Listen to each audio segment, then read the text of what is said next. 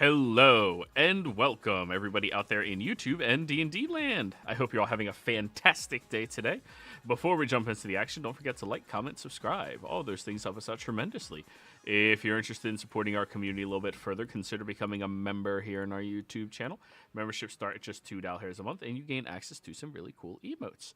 Lastly, if you're interested in joining any of our campaigns, we do have open slots available. Not in this game or our epic level campaign, but all of our other ones do have open slots, so be sure to reach out and let me know. Now, without further ado, go ahead and give us that recap, Barnabas. So we headed to Spellington in order to meet up with Gerald, and we get scanned by some version of an identify spell on the way in and get confronted by a hall monitor, which we mostly ignore. We head deeper in. Barnabas notices that the statue that supposedly is in the center of the courtyard isn't there of us. But we head back to where we're supposed to meet him, and we run into some younger kid who's smoking in the bushes, and there was a lot of harassment around that poor kid who was just sitting there smoking. But we eventually head past him after killing a bunch of time there, and we get to the Green Man Shrine, and there is our smaller statue than what Barnabas had heard we had there. And as we arrive, we see a jet flying over, and then Gerald makes a very fancy entrance as he jumps out of the flying plane to presumably feather fall down to us. He was excited to see us. Didn't seem quite so excited to find out that we wanted to be joined as adventurers under his group. But he interviewed us inside of his, I'm assuming, magnificent mansion. And seemed kind of surprised at how far behind we were after spending 6 years in the Feywild. But he did eventually agree to take us on. There's some rules to try to make sure that the company can save face if anything happens to us. And he gives us all contracts, but he does slip into the contract stuff to cover us and our families if we do die during an adventure. So then we head back towards his home, or his in Everglow, where the glamour guards are set up. Along the way, there's some playing with a box boy, which Pyre breaks without any of us knowing it. We meet up with one of his own party members, Nick Flask, who's one of his lieutenants. We get a detail of our first mission to look into the disappearance of a Ravel Starwind, a pop idol, who disappeared on her way to meet up with the Glamour Guard. But she never made it. She disappeared somewhere in between Spellington and Everglow, which there were 2 other stops along the way. They give us a bunch of detail on the ship, the passengers, the crew. He pointed out that the security chief was a little iffy, and there was some chance maybe for smuggling at different stops. He showed us blueprints, and I think it was Dresley noticed what could have been a perfect spot for an entrance into a smuggling compartment in the lower decks. And so we asked to get on the ship. They told us it was leaving today, and there is no tickets, so we need to find someone to get us on. And our plan was to try and talk to the Duchess and get her to let us on as part of her entourage. So they take us to go get decked out in a bunch of brand new clothing, in hopes that Sybil would help us do it. And then Sybil got called and disappeared. And now we're trying to figure out how we're going to get on the ship. All right. So I have one question before we jump into the game. Dresley, are we doing what you messaged me in-game? Yes, I if I need to sneak to do that, I will. Please roll me a stealth check. Yay, advantage.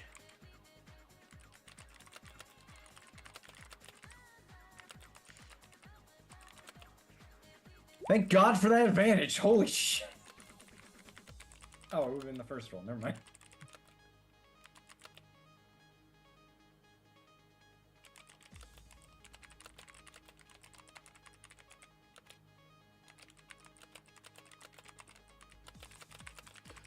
So nobody notices as you slip away. Everyone else continuing walking down the hall. And as you slip back into that previous room, what do you do?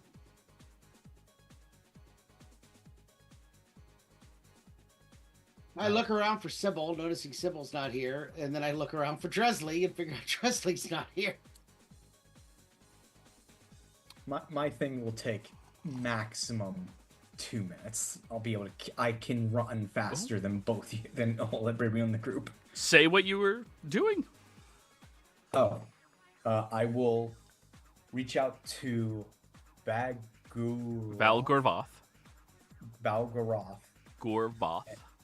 Gorvoth, and I will make it so that I hand them my debit card and I will pay for the cost of the materials for our new outfits. Not the cost of labor, just the materials, because I have no idea how much he processes. Yeah, that's a little rough. Okay. I figure Gerald's already putting his neck out for us. He doesn't need to spend more money. Oh, darling, oh my goodness, that is so sweet. You know, so many people just like take advantage of his kindness, you know? And I'm so glad that you're not going to do that. It's, I was right about all of you. Okay, don't worry. I take your money now. Thanks, honey. And I dash 80 feet around to get back to everyone. By the time you start looking around, you guys notice Dresley just like strolls up to all of you. I thought you were behind us. Weird. I did not hear half of that. Oh, no. I heard you. You said, "Oh, Haley, he's behind us." Weird. I thought he was you behind did. us. Oh, wait. I can't lie. Fuck. I don't say anything. There you go. The best answer is no answer. All right, so since Sybil is distracted, are you going to talk our way onto this, Dresley? Oh. You got any magic courage there for me, Barnabas or Durin?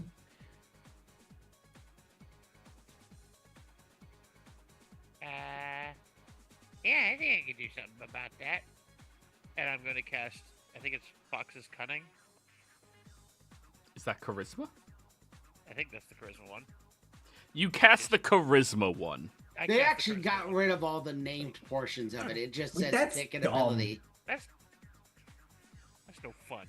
I'm not saying it's fun. Eagle I'm just Splendor. saying. You said Beetle Splendor?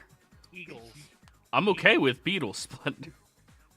Hey, it's your spell. You name it whatever you You want. are now John Lennon. Now it's Beetle Splendor. Beetle Splendor. Big bad Beetleborgs. Oh no. Yes. There are two types of people. John Lennon and then Beatles. You can't pay idea. Hey, one of those is one of the greatest bands of all musicians of all time. The other are teenagers that got turned into Power Rangers. You know, Off-brand Power Rangers. one of the paths you guys could have chosen if you organically went through this schooling and everything like that was actually becoming Power Rangers. Fuck off.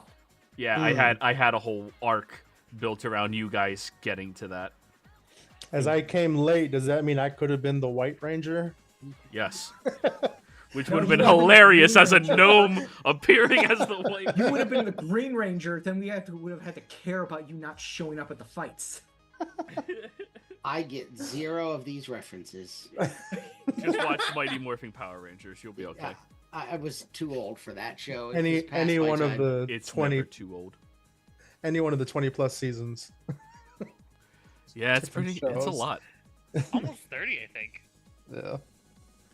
Alrighty. So yeah, You go down into the lobby and you see the elegant and beautiful Baron Voila Calloway. Sorry, Baroness Voila Calloway.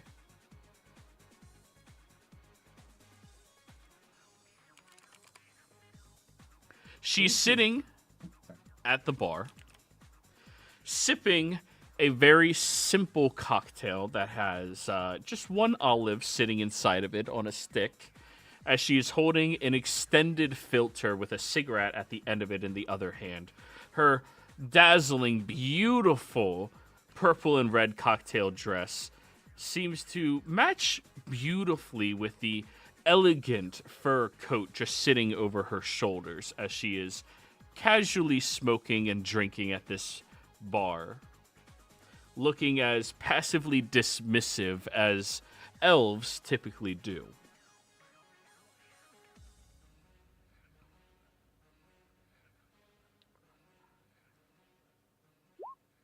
Ooh. That's actually a very good question. It's on her token right here. I will give Dresden perfect. guidance as he walks away. There you go. Voila, Calloway. Guidance, I assume you're targeting charisma, or? It's a skill base, so it would be persuasion, because I know he can't lie, so he's going to have to try and sweet talk her. Sure. Yeah, I just noticed token too. So you walk over to her. Describe how you walk towards her. How do you want to do this? I'm gonna channel all my movie watching talents of old movies, and I'm gonna James Bond this. Oh, so straight swagger and mystery. Yep. Okay. Roll me a performance check. Let's see how mysterious and swaggering you can be. Nope, I don't have advantage. Fuck. Yeah, you do. Performance is a charisma skill. Oh, You have enhanced ability. right. Rolls. 14's not bad. I have such good modifiers. She doesn't seem dismissive of you as you walk over to the bar, but she definitely does not seem to have any way of wanting to engage with you either.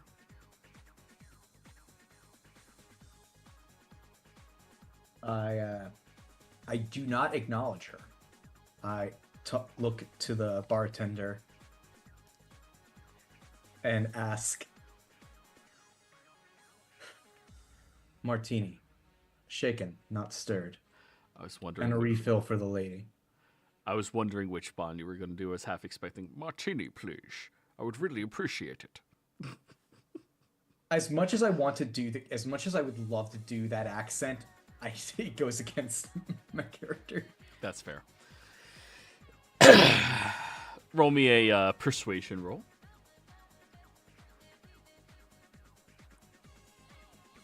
Woo! 24. The barkeep looks at her, then looks back over at you, and she'll push the glass forward onto the table as he goes through the process of starting to shake your martini for you. She looks over in your direction for the briefest of moments, very dismissively.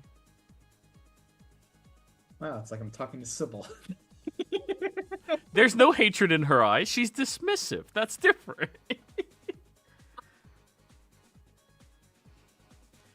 You have to love something in order to hate it. Ooh. Ooh. Oh, I'm going to talk all the shit if they're not here. That's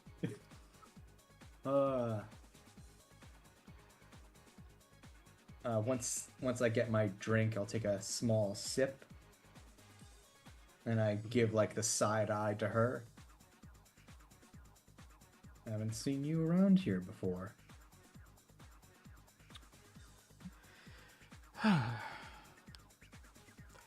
No, you wouldn't.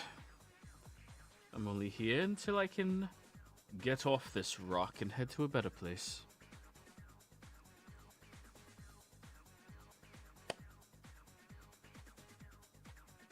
Quite a way to describe your hosts.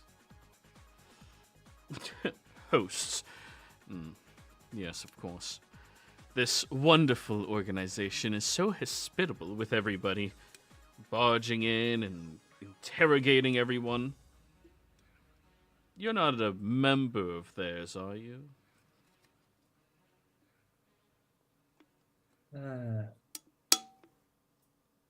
No, I am not a member of this lovely organization. Then pray tell what has you contracting them? Oh, quite the opposite. I am being contracted. For what purpose? Well, that would be telling now, wouldn't it? And I think we're a few drinks too early for that. Roll me another persuasion roll. How cool are you right now?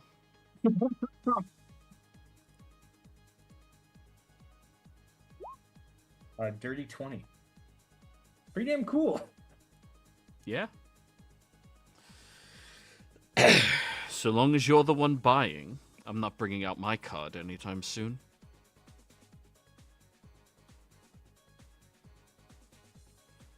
Anyways. She'll just turn in her chair and look the other way.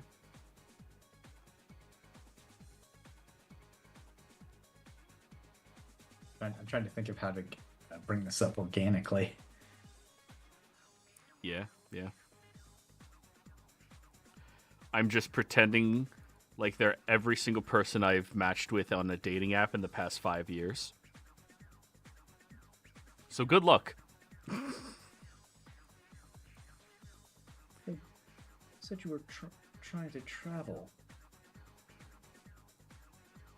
Any place in mind?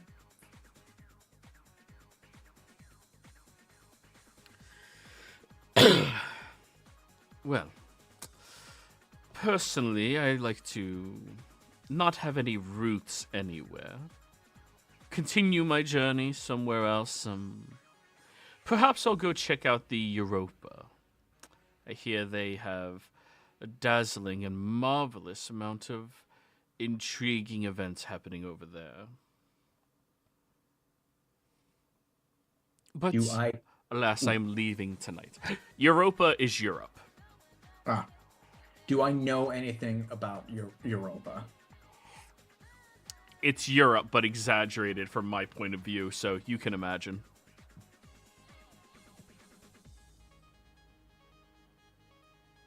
Europa. Planning to take in the sights? Maybe some authentic wine? That is one of the things I plan on doing. But who knows? Maybe I'll go to a gala or two. Have a few invitations. There's always 1 or 2 suitors over there.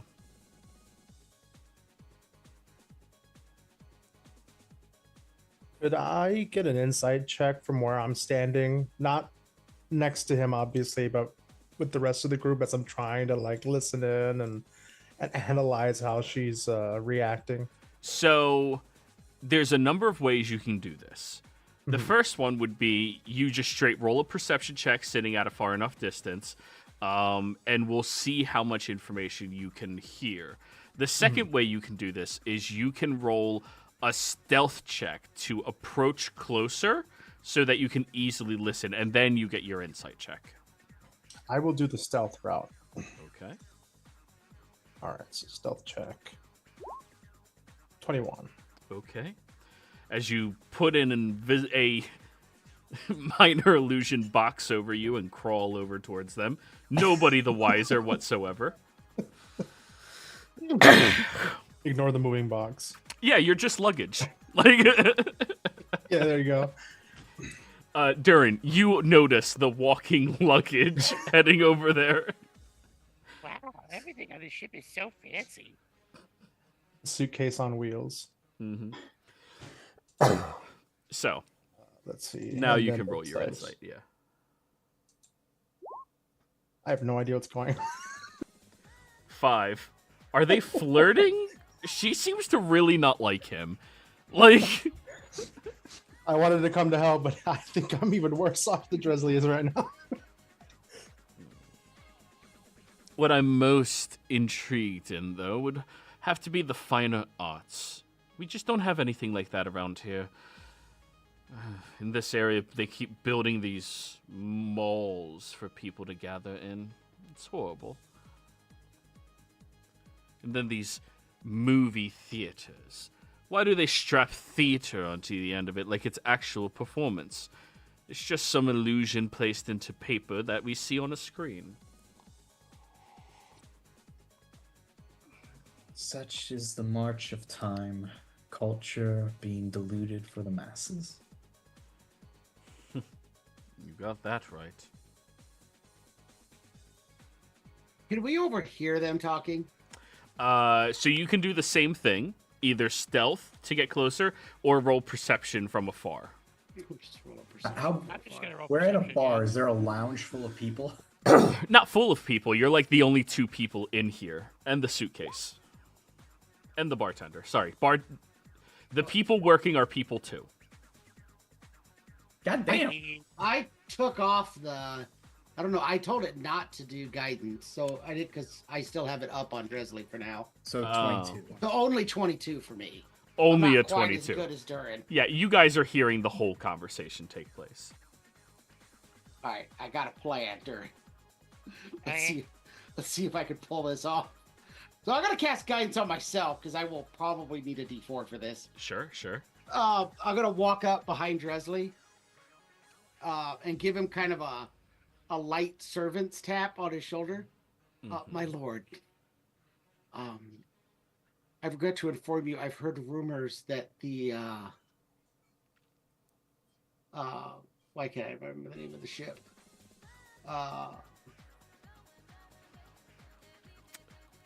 Didn't the handout under operation? I had it in my notes and then I lost it. The Celestial Reverie.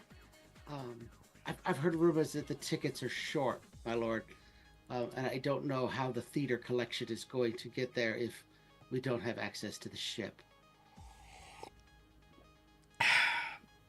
Theater collection.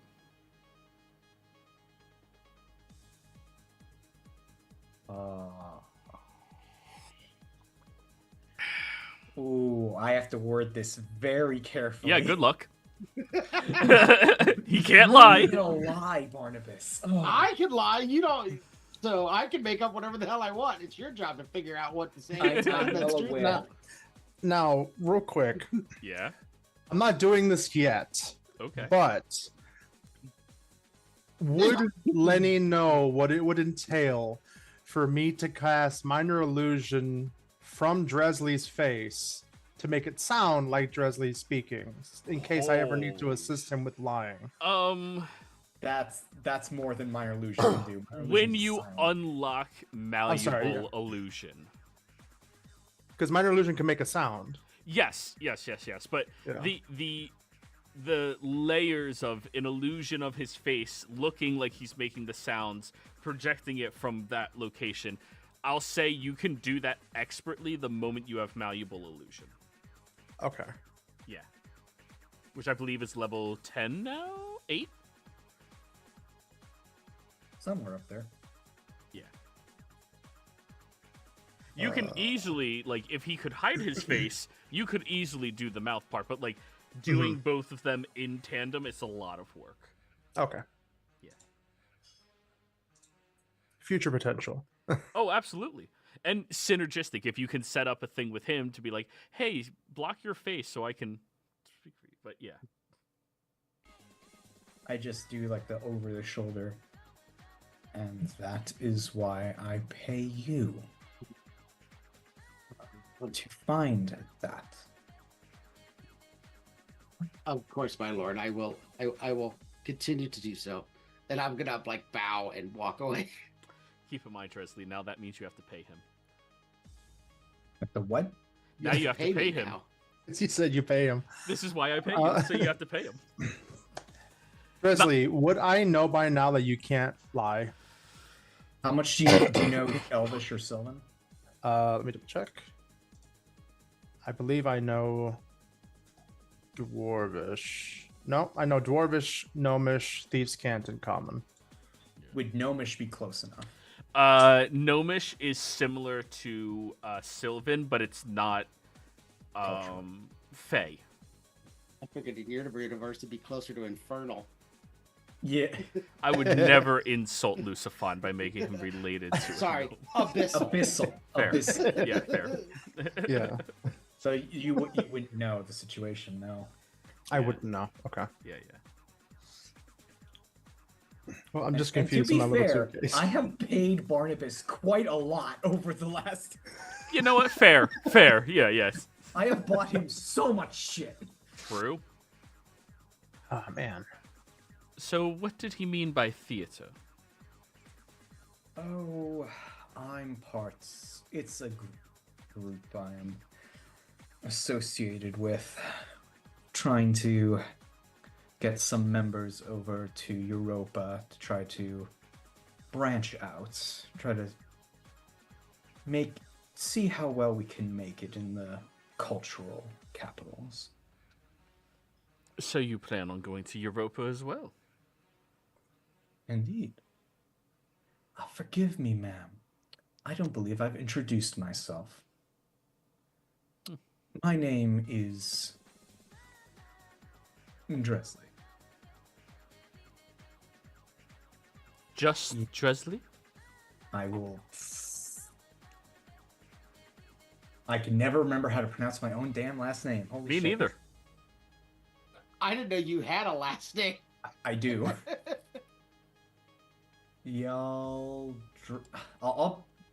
I'm just gonna post it. Yaldrin. Yaldrin. Thank you.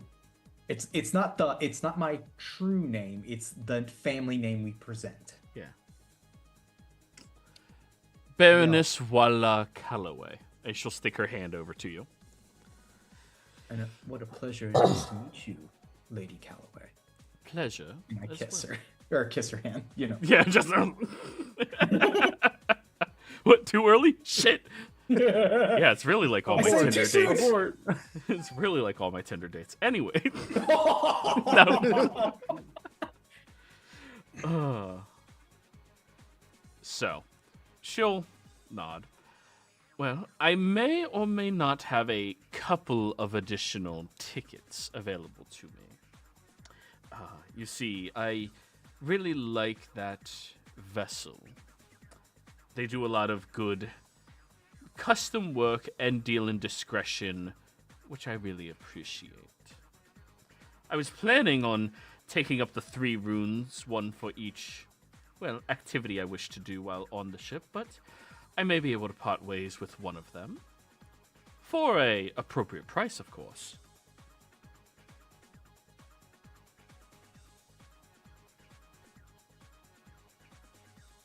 Well, as long as Speak up. sorry. As long as the lady is offering, I would be remiss to not at least... Oh, my brain.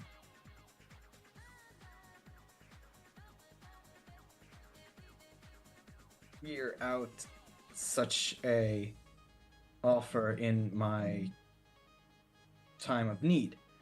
Fucking name. Why was that so hard to say? I have no idea. I cast message to Barnabas, and I'm like, "What's going on with Dresley?" I'm having a stroke up here. Yeah, anybody proficient in medicine? I know. I'm gonna tell him that I think he ordered a frozen margarita, and he's having brain freeze. That's my only guess. 27. Is it brain freeze? No. You saw out of the corner of his eye that Sybil had walked out of the bathroom in the lounge, and then he just started like... Oh, it's it's him and that thing with Sybil. I really didn't expect those two to get together. As far as you know, they didn't. He I can don't know, assume. Barnabas wants to make whatever opinion Barnabas wants to make. Doesn't need to be truthful.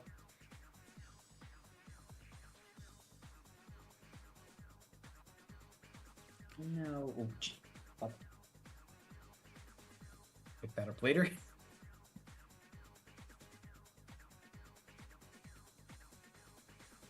What did the lady have in mind for ample compensation?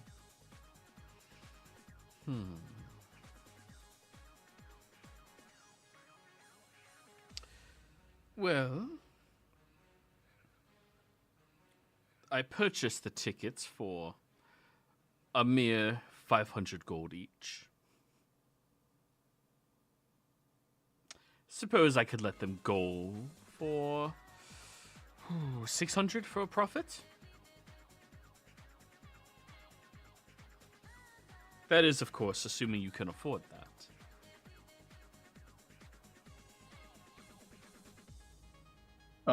She's trying to call the bluff. Mm-hmm. Now let me above board, Joey, remind me, the ship it's stopping here tonight, but it's gonna take like a week to get to Europa, correct? Yes, it has the backtrack of all of the stops that you know it took to get here, and then it's going to Europa. Is that including today, or is that starting tomorrow? That includes today. So you have 3 days and then a week.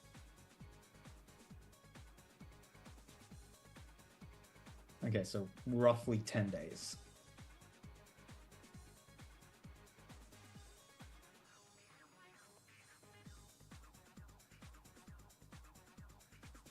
I'm trying to...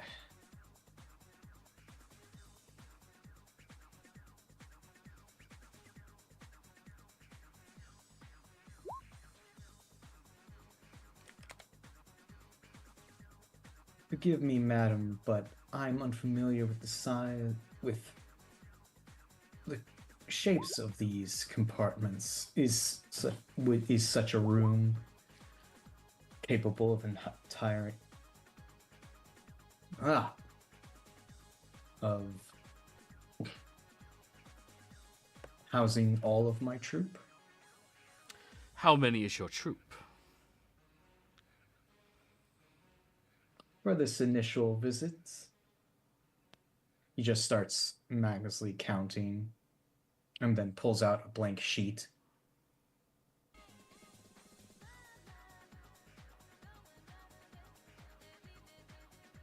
It's 7 plus Hunter, right?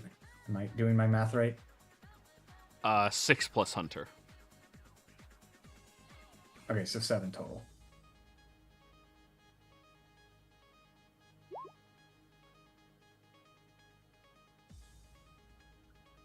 For this initial incursion, scouting, it's only about 7 of us in total.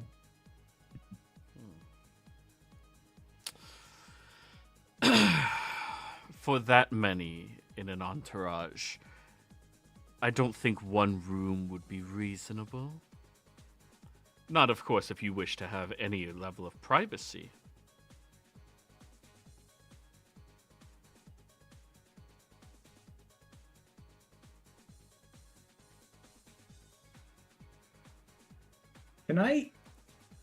Can I insight her? I want to see like how given what I was told by Gerard and my interactions with her, is she a person of a playful nature? Like, is she a gambler? You can roll an insight, but you haven't had any specific information to be grasping at. Gotcha.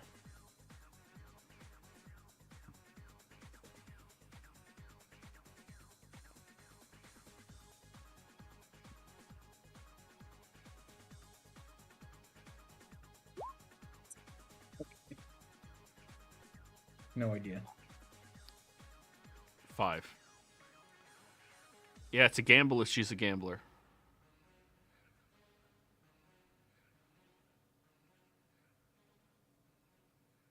But quite generous. 600 for a cabin.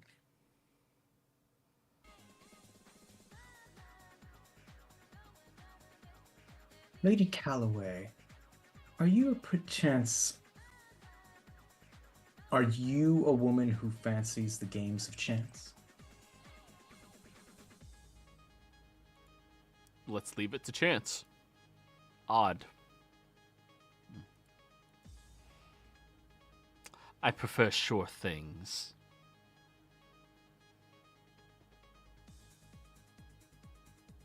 Pity, but not unworkable.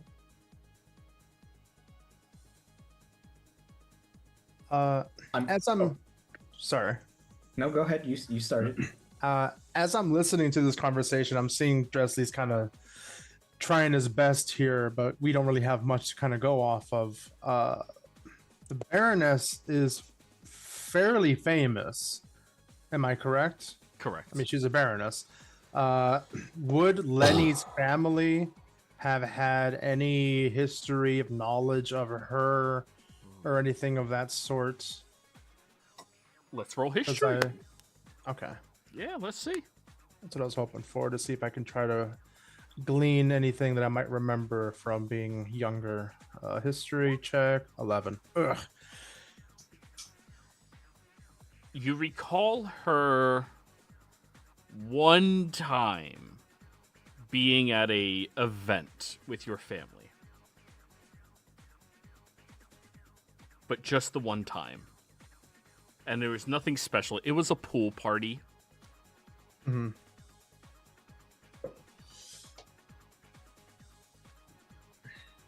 I have All an right, idea. Dresley. I'm trying to help. No problem, man.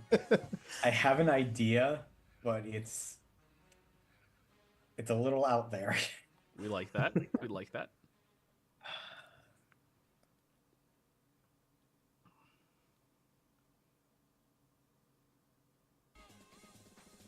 How about this, madam? Let's say 500 for the cabin, and for the rest of the week, you and I keep each other company on such a long voyage.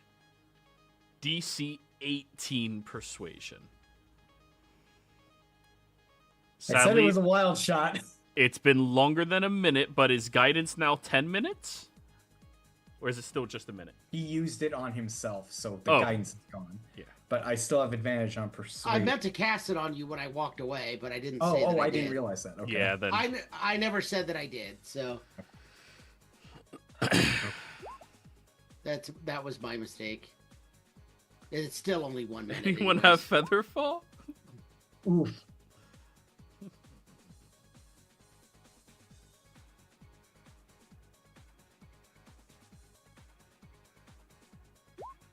$24.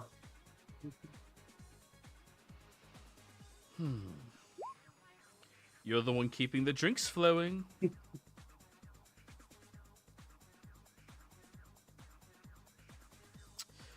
Meet me on the vessel. I'll be sure to have you acquainted with the captain, and him be knowledgeable of the circumstance. You do understand the theme that we are going to be having, correct?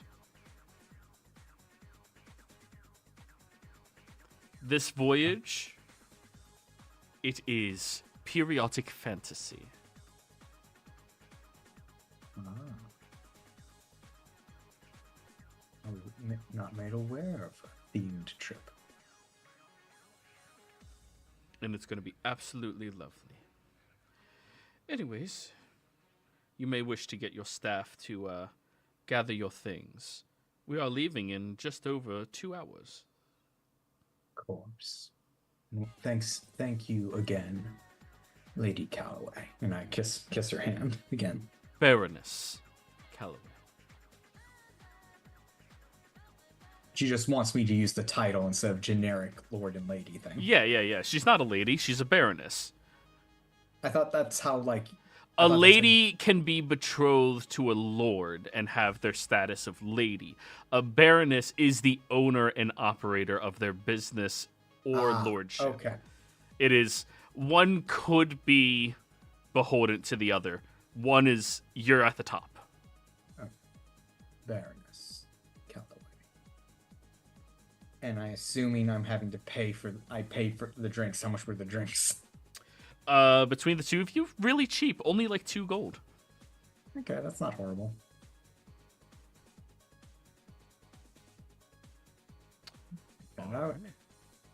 With that, I excuse myself. Pick up the luggage that is behind her, pretending.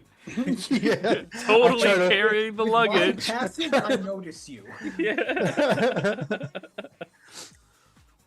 Yep. And you carry the luggage on out.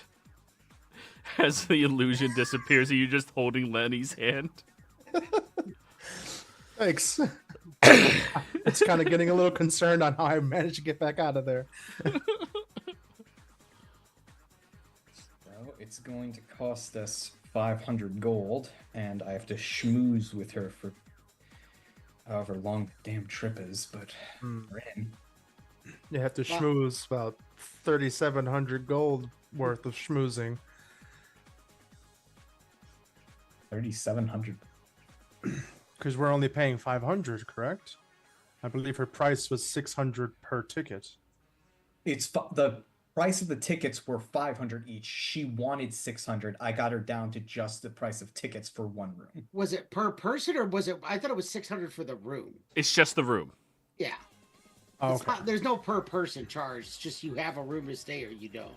I thought it was per person. I was like, no, that is 4,000 gold. ridiculous. Yeah. You guys aren't currently infiltrating the Rockefellers yet. Yeah. That's why I was like, she dropped it to 500? You got to make that worth her time. All right. I can cover that with the gold on me, but that would leave me pretty tapped. Well, when we're done, we'll just take it right off the top of whatever we get paid to replace it. All right. I would donate to the cause, but I literally have 0 copper to my name. I could donate 180 gold. I have 27 to donate. Oh, Then he you guys pulls out are his so 27. poor. There's like lint, Hey, we're not like we're a not rubber band poor. We amidst have it. 20 platinum in the bag and 30 gold. True. Hmm. You're not- D&D poor. Yeah, we're D&D poor. Like, we have emergency funds. The only reason I think I can just cover it is because I took so much out of my savings account. I bankrupted my family when I died, so there's nobody left. Oh, now he's actually poor. Ha! Yeah. Actually, Joey, that's a good question. What happened to all of Barnabas's stipend that Gildarts was holding? Did he make an account for him? Yeah, for 1 year. 6 months, because I assume they stopped paying into it once I died. No, well, yeah, your dad's a dick. Yeah. My dad would have immediately stopped the payment before he made it to the funeral. My son is dead? Stop paying tuition. I guess my question is, would Gildarts have given Barnabas his paperwork because we were asking for bank account Yeah, information? totally. All right, Barnabas, how much money do you have? From the Let me one look. stipend. Let me look to see what it was, because I didn't...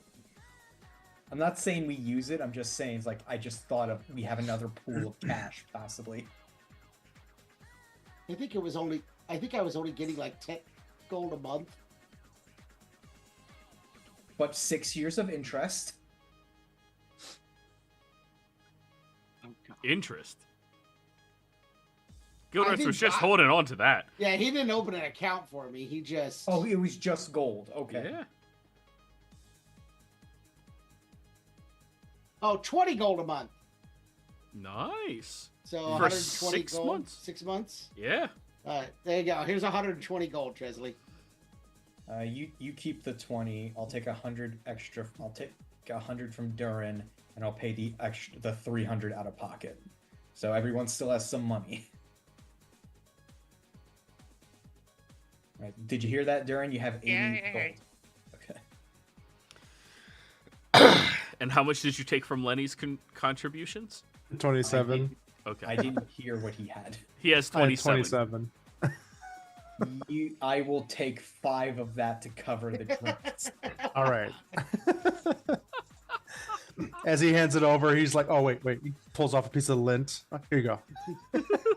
He's gonna be with us. He's got a room and board for life. It's on the board. Tips on the board. Also, Lenny, we have a wand that lets you cast Misty Step once a day. Would you like that? Yes. Excuse me. Is that an attunement? No. It just No. only works once a day. I would love that. And you explode into hellfire when you do it. Can I use this? I mean, obviously, this is for Misty Step once a day, but would this satisfy a component for other spells? Just to use it as an arcane focus? No, it's a wand. Okay. Yeah, Like it's a wand of lightning bolts. It's a wand of Misty Step, so it does not act as your spellcasting focus. You're still Okay. using the mop broom. Yeah, I held Or on to mop handle. the mop handle. All right. That's still the funniest part of this entire character is, yeah, I'm a wizard. Just holding a mop handle.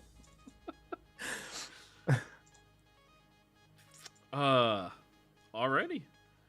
Well, then it looks like you guys are going to have your meeting on the ship. You go and gather up some luggage. So it looks like you're actually prepared for all of this, because I believe you guys are just carrying what you're carrying on you. We got suitcases.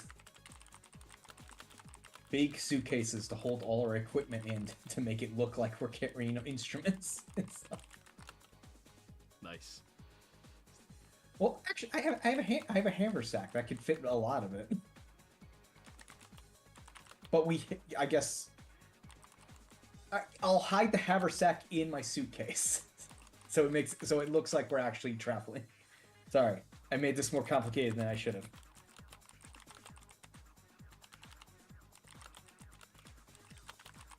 I have so little gear. It's funny by intention. I've got like a partially filled backpack. Is it?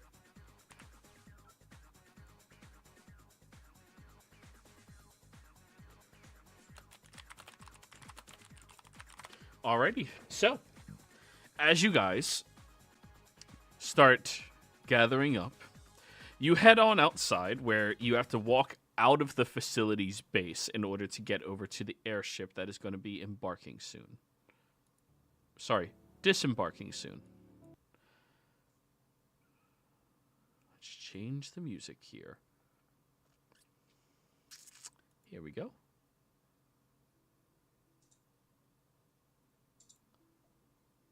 This is a more elegant song. There we go. As you wander your way on over, you all see this absolutely gorgeous looking ship. Okay, for fuck's sake. As you approach towards the dock, the sheer magnitude of the airship steals your breath. Towering above the gathered crowd, you see it floating with an effortless grace, tethered only by thick enchanted cables that shimmer faintly against the evening's light. Oh, that's definitely the wrong one. Sybil's intro. That's probably good enough for this. Hey, I heard that. Yeah. Massive sails woven from iridescent silk ripple lazily in the breeze, catching glints of blues and purples like the wings of a dragonfly. Along its sides, portholes framed with ornate carvings reveal glimpses of opulent interiors. Velvet drapes, crystal chandeliers, and faint shadows of figures already settled into luxury. The dock is alive with activity. Nobles in tailored coats and flowing gowns embroidered with metallic threads stroll past, their conversations punctuated by the occasional haughty laugh or the clink of jewelry. Attendants bustle around, loading polished trunks and gilded crates marked with family crests, exotic pets in jeweled collars, small drakes, clockwork sparrows, and even a miniature griffin chirp and squawk amidst the commotion. The string quartet plays near the gangplank, their melody soaring on the winds as if to announce the ship's grandeur. Crew members dressed in sharp uniforms of deep navy and brass buttons move with practical efficiency, their voices crisp as they call out final preparations. The scent of polished wood, exotic spices, and the faint tinge of arcane energy fills the air. Above it all, the ship's figurehead commands attention, a majestic phoenix carved from pure white marble, its wings outstretched as though forever ascending, eyes set with twin sapphires that glow faintly with magical light. As you walk up, looking at this absolutely breathtaking thing, out of all of you, only one of you has seen a real-life airship before. Keep in mind, these are relics of an age gone. Something that people don't usually utilize except for incredibly high societal circles. Lenny, yeah, it's an airship.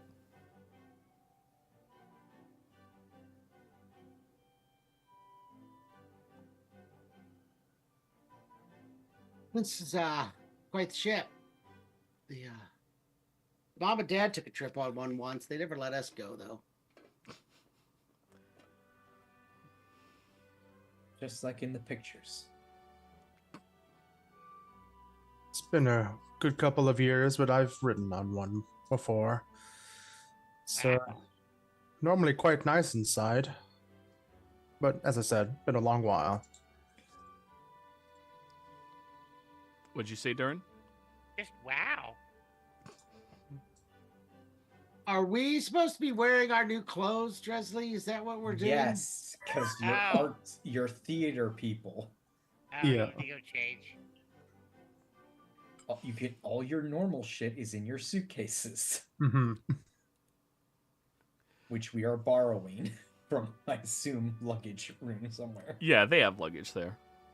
Right, then I'll put on the good clothes, and then I will I'll slap on my bracelet. That was my old armor of donning and doffing. Mm-hmm. Since I can't use my newer stuff in clothing because the spikes will tear through it all. Right. So Alrighty then. So, you guys all don your outfits to look elegant and beautiful as you approach over towards the Baroness, who seems to be waiting patiently, and she'll smile at you curtly as you come approaching over towards her. Welcome. Welcome, welcome, welcome, welcome, welcome. So, I believe we're going to be taking off. Now, you do have your sky legs, right?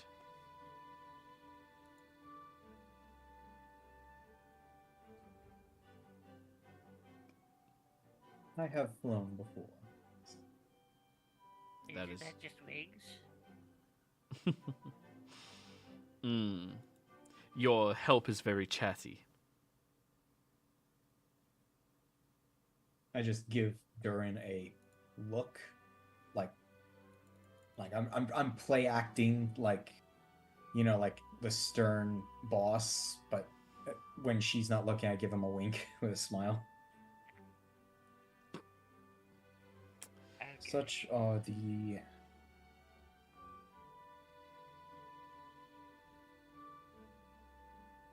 fucking my brain today. Yeah. It was supposed to be Sybil. Yeah, Yeah, it was. You picked a bad day to have a slow brain day, Drizzly. Oh, yeah. Such is the... Can't think of the word.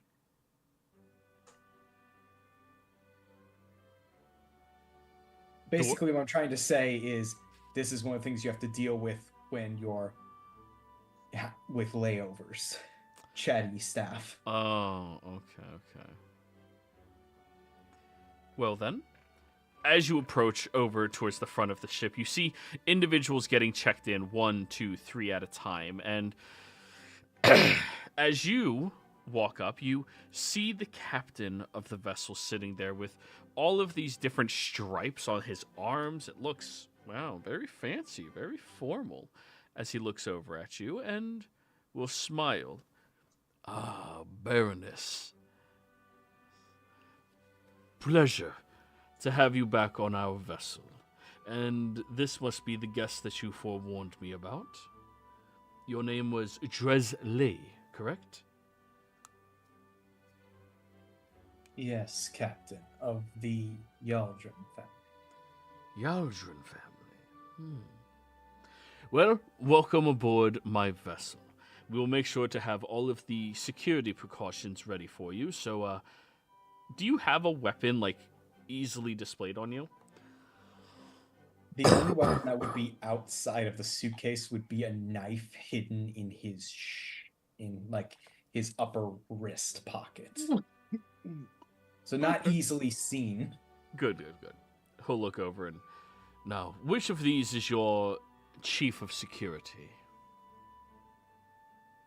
That would be the Genasi with the automaton. Very well.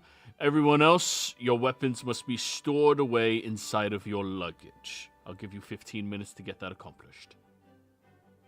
Made it so Pyre can walk around with a gun. Yeah. Off in the distance, you hear Pyre go,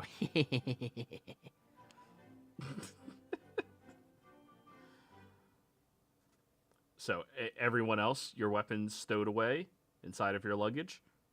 I guess I'll have to strap.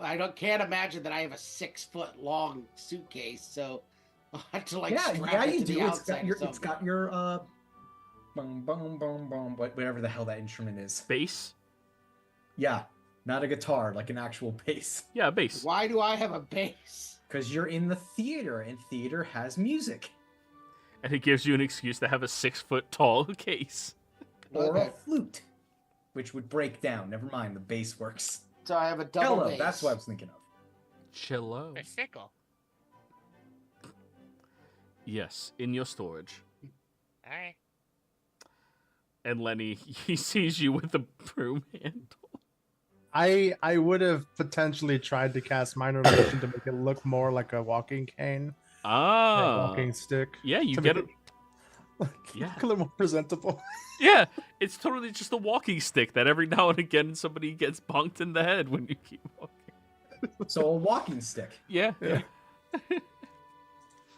It's just an average size walking stick. He's just... Damn it, Barnabas, we could have given him the bully club, but it got blown up. Sorry. I think that's the least of what we lost, Dresley. Yeah. Also, shouldn't he be apologizing for that?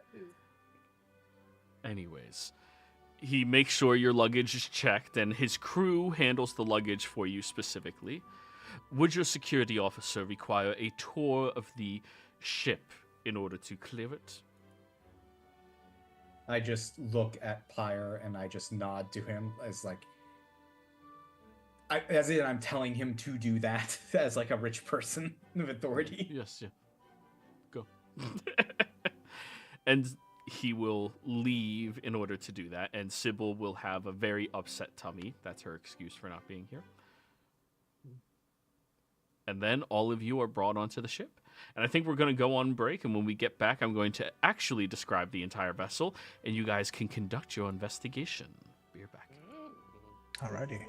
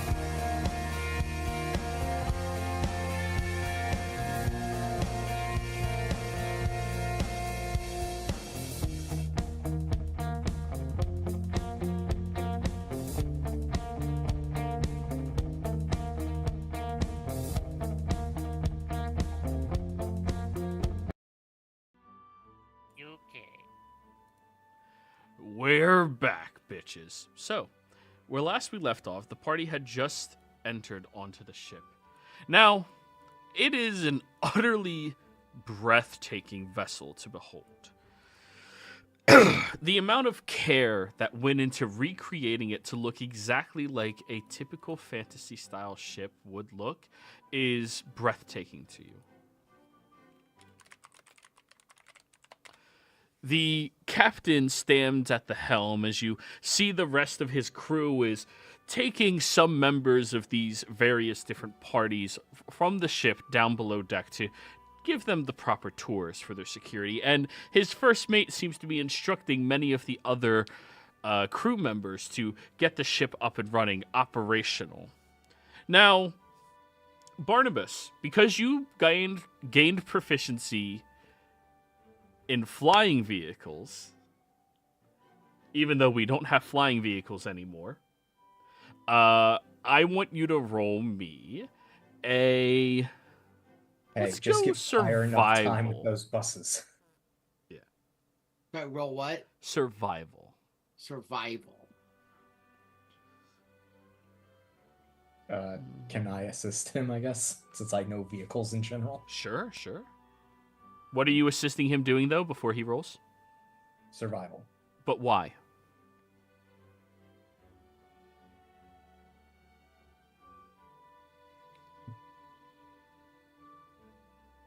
I think To he really needs help understand the mechanics of how this vehicle functions. Sure. Okay, there we go. So you're opening a Jeez, dialogue I'm- with him. You're opening a dialogue with him, talking about, hey, how's this working over? Is that doing this? Is this doing that? You have advantage, Barnabas. Oh, whoops. I thought I clicked advantage, but I did not.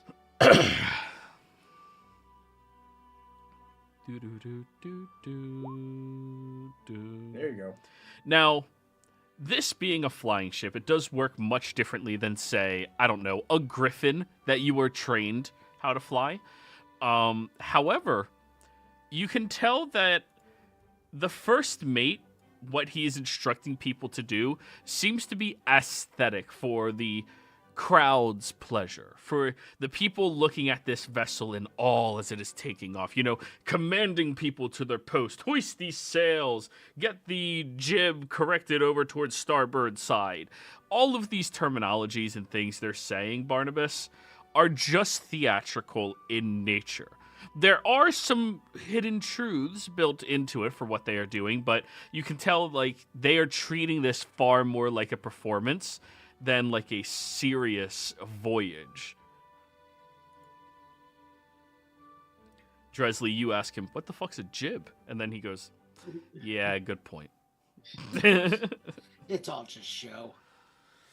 But the captain, you can tell his hat has a unique glowing aspect to it that is adding some amount of consistency to this voyage. You look over Durin and Lenny. You see the Baroness is over on the side of the vessel looking over it, watching as it takes off. You notice a few of the other people going downstairs, and you also notice one man who wheels in a metallic, large, guarded chest that has wheels on the bottom of it that he brings with him up to the front of the ship and stands looking out over the horizon as the ship begins ascending up into the air. Now, Lenny, you said you've been on skyships before, right? Yes. How does Long time ago. How does Lenny feel about flying? Lenny kind of enjoys it as long as he's not near the edges. Okay. He tries to stay more towards the central areas. So would it be fair to say that you would have disadvantage on ability checks if you are within 10 feet of the edge? If I was able to see over the side, probably. Very good, then. We'll keep that in mind. I will add that to my sheet as fears. I mean, practical fear, right? But, like, Oh yeah, yeah. you're a little guy. A strong wind would pick you Yeah. up. Yeah, exactly what I was thinking. Everyone's heard of gnomes falling and flying out of airships. Most of the time tossed, but, you know.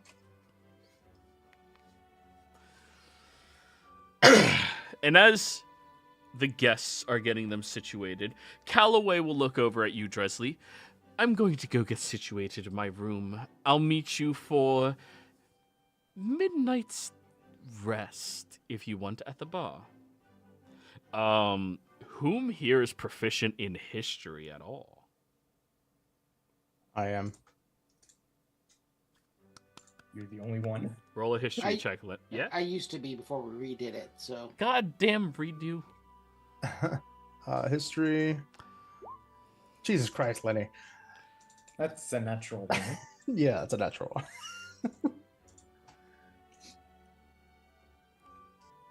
I don't suppose there's a pamphlet talking about what that means. She says that and excuses herself as none of you know what midnight's rest is.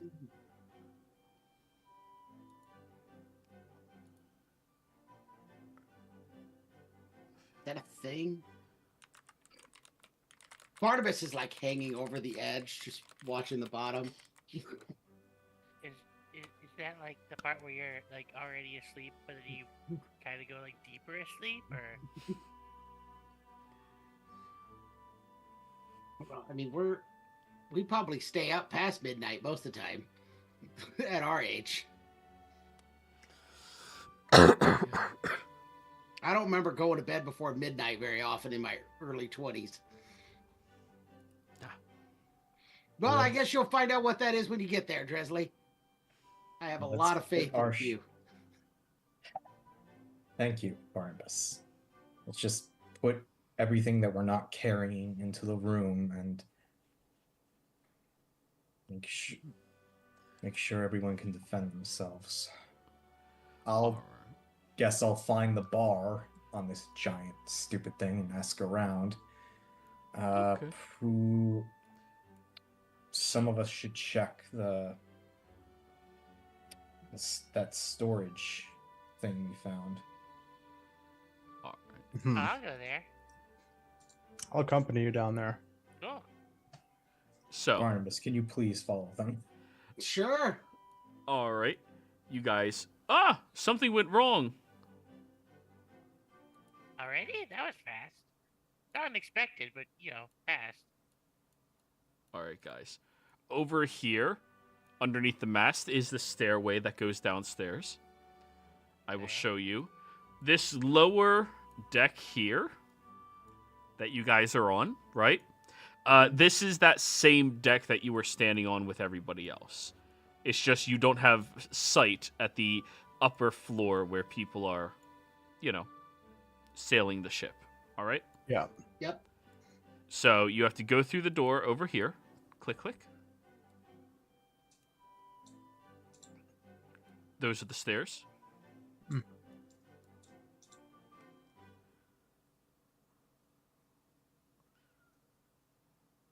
All right, Tresley, I'll move you. There you go. I thought Tresley was staying up here. Yeah, I'm showing you. Oh. Yeah. Yes. And then you walk down these stairs right here to the lowest deck. Well, lowest deck available to the guests. But yes, Dresley, let me move you back over to that upper level.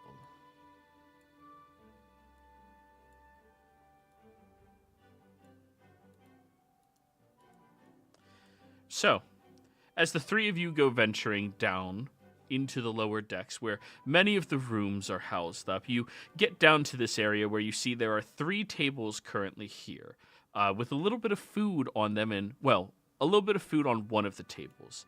You look over at this blonde-haired woman who has this faint curliness but straightened to her hair as she looks over at all of you with a little bit of weary eyes before looking down at her loaf of bread that she is picking at and eating. There is a tray of butter in front of her that has a knife placed directly across it, and none of the butter has been sliced as she's just picking the bread, eating it. At the other table is the polar opposite.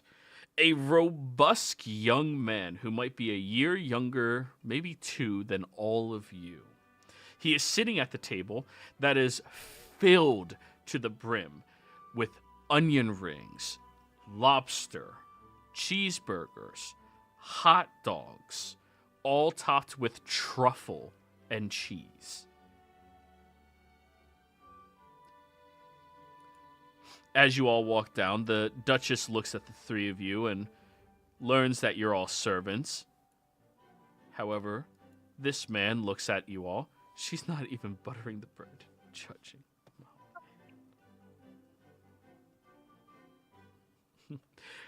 He'll look over at you.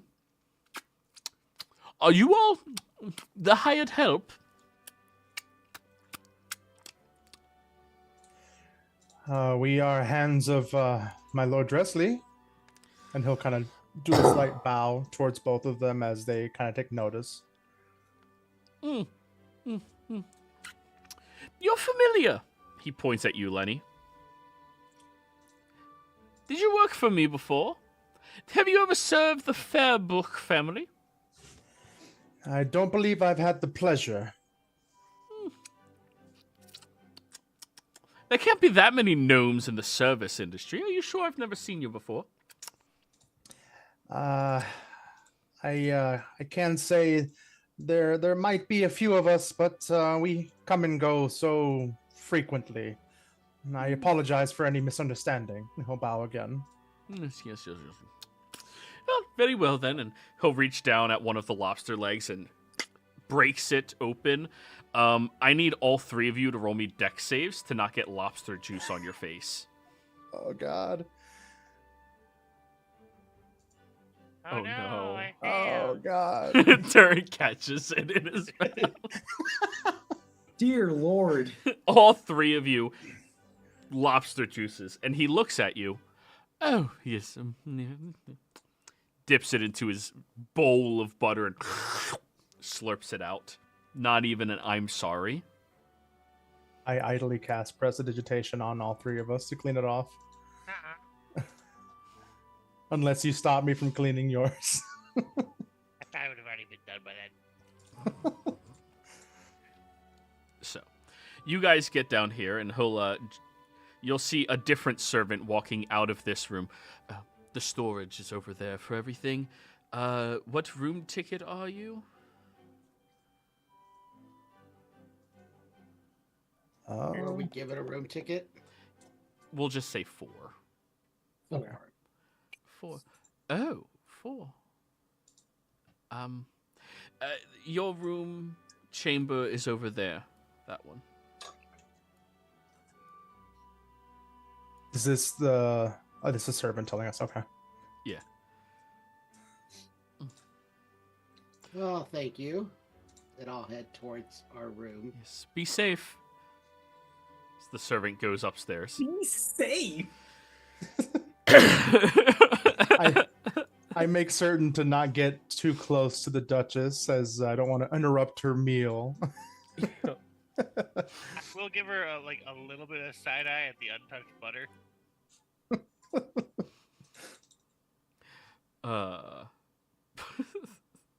She'll just stare back at you.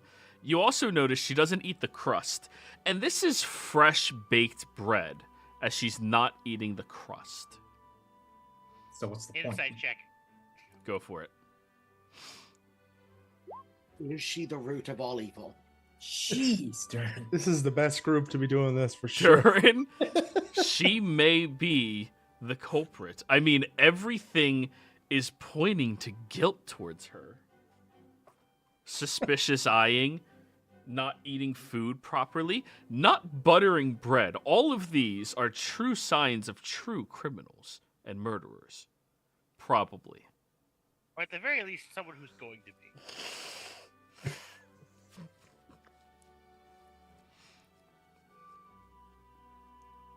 Can I help you? She'll say to you, Durin. No. Move along. Okay. I'm gonna see Durin, her talking to Durin, and I'm gonna go grab my apologies. I'm afraid he was kicked by a horse when he was young, and his eyes have never been in complete control since that day. I will make sure that he does not bother you. And I will got Durin away. Roll me a deception check. He got kicked by a horse. Ye old horse kick. Oh! Turin, even you start to believe you got kicked by a horse. Remember that? Explain it. Yes, Durin. The trauma knocked the memory from your mind.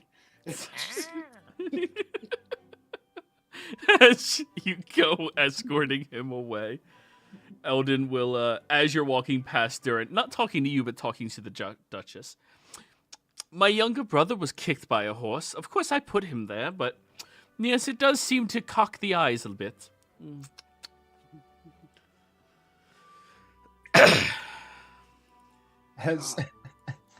As we step into this little room, I will begin ritual casting Detect Magic to double check and make sure there aren't any sort of divination spells cast upon the rooms or anything of that sort. Very good. Go on. I was just saying that, and to also just kind of have it up as we move around. Might last about 10 minutes though, or something like that. Yeah. Sorry, I thought you were done. You're good. Oh, the fuck! Shut up. So, you all get into this room as now Durin believes he was kicked by a horse. Apparently. Oh. God damn. So you pull out your book. Describe what your ritual casting actually looks like. I think this is the first time anybody's seeing you cast a spell. Yeah. Lenny kind of pulls out what his spell book is, but it looks kind of like just an old journal that he probably still has from school. It's not very well kept. And he's just kind of leafing through the pages idly. He's got ribbons and markers stuck to all different types of pages and such. And he's mostly just kind of doing it to himself, examining all the different four corners of the room as he's looking about, preparing the casting of the spell, trying to get the full scope of the this corner of the ship at least. He's kind of mumbling to himself as he does it. Okay. Well, as you are doing this for 10 minutes, is there something the two of you are doing?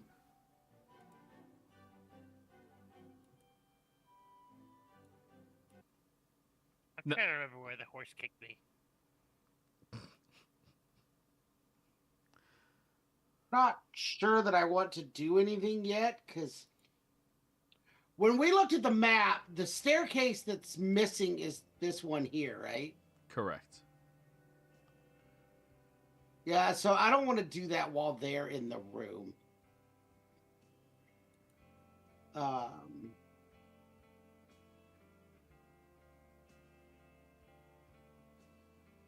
going to just try and wander the ship and see how far I can get before somebody refuses me. Stealth check.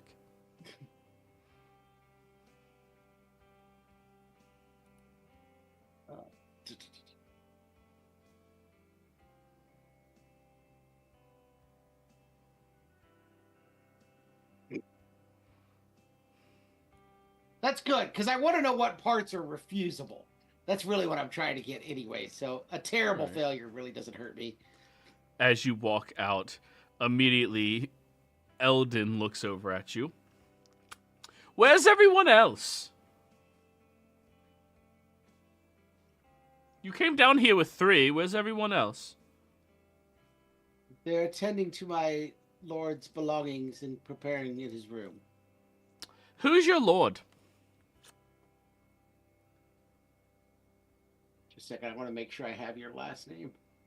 Yeah. I know it's in here. It's right at the bottom. No, it's not at the bottom on mine. It's way up top. Lord Dresley Yevdrin. What's he a lord of?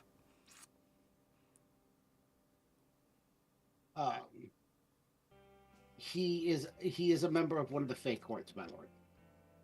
A Fey court member! Oh, there was just a crossing of the Fey I saw. Oh, it was lovely. Did you watch it? I did not watch it, my lord. Oh, you should have watched it. I think I still have it on one of my crystals. Of course, no crystals are on the ship, and you're not getting to, like, walk anywhere because he's just talking. And, like, he is so dismissive of you other than to answer his questions. However, because of your interaction with him over a long period of time, you do warrant the first of your trial checks. While we are doing an investigation on this ship, each of the noted NPCs that could be the murderer or kidnapper or guilty of something else, you need to succeed in 3 checks against them to be able to clear or guilt them. It's the Halloween haunted house all over again. Yes. Barnabas, insight. All right, that's not a terrible one for me. I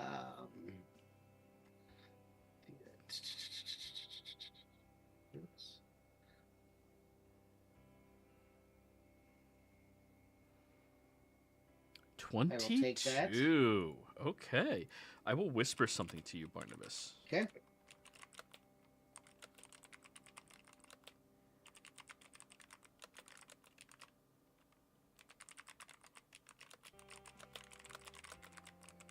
God, I wish I had message.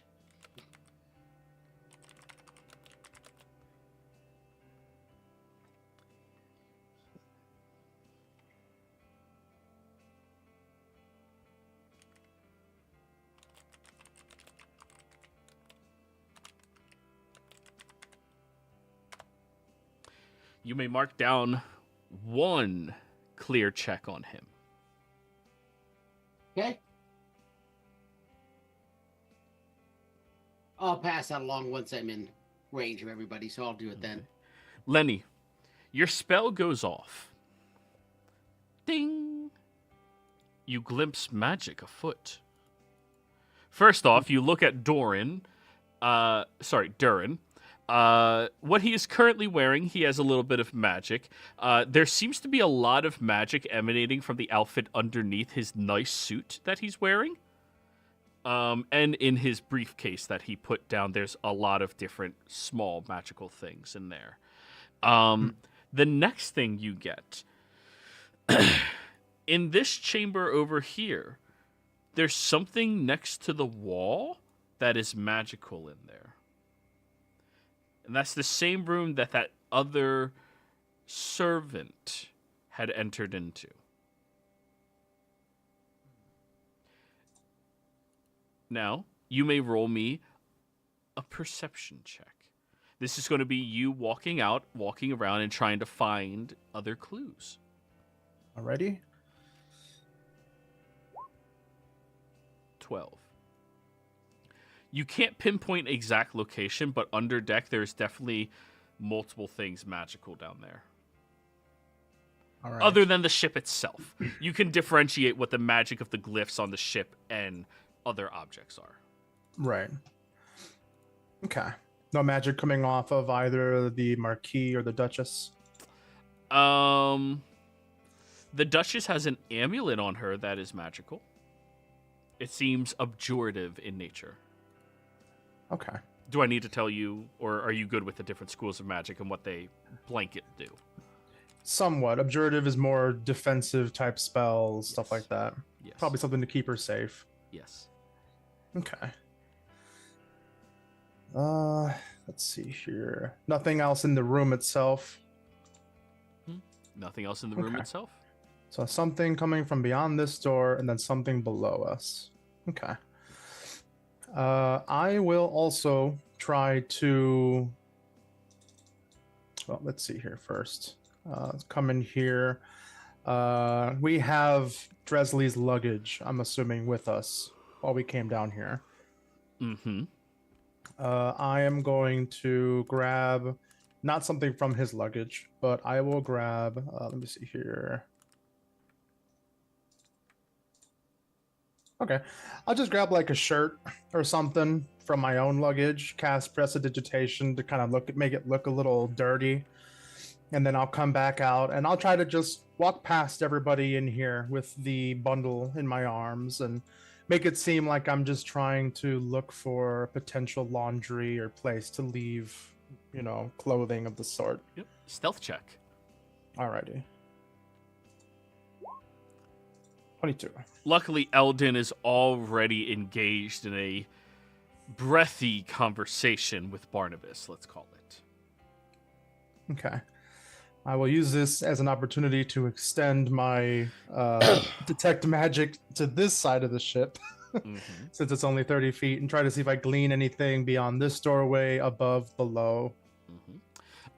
In there's nothing in the way of magic that you see, and nothing that stands out. It's mostly just a basic necessity storage room.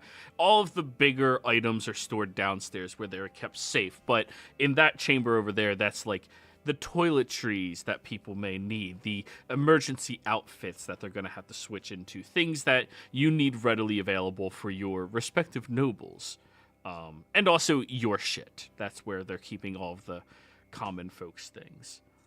Okay. However, you do sense above you there was a very brief moment when you walked across the floorboards over to where you are now that you pinged something necromantic, but then it's gone. And you try stepping back, and without drawing suspicion to yourself, you can't really get a ping for that again. Okay. I will subtly cast message, as I believe message is an illusion spell.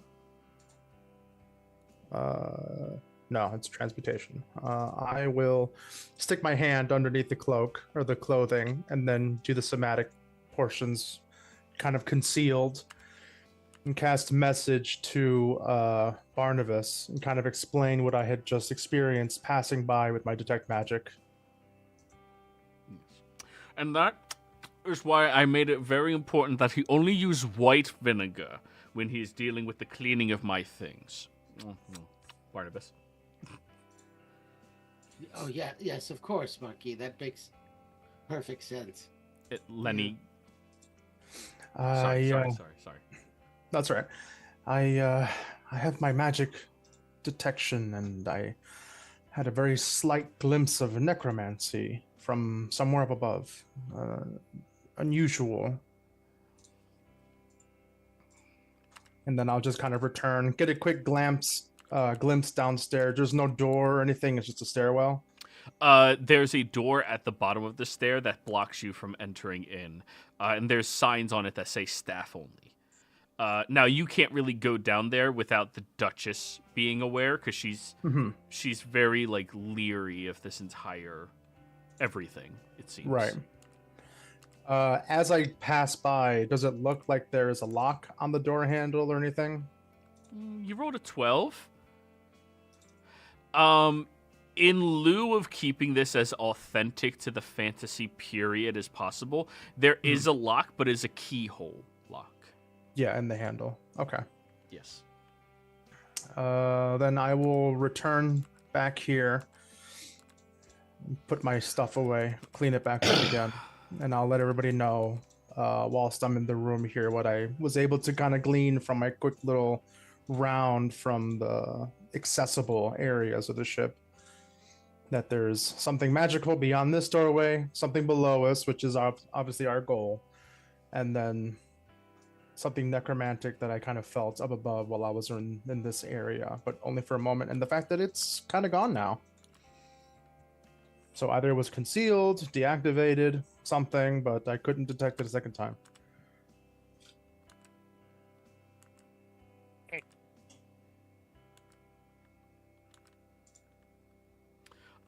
Darian, roll me a medicine check.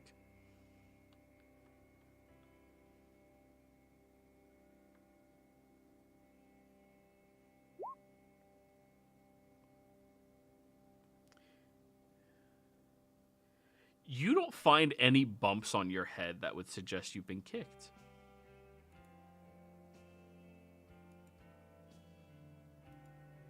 me it was a soft kick.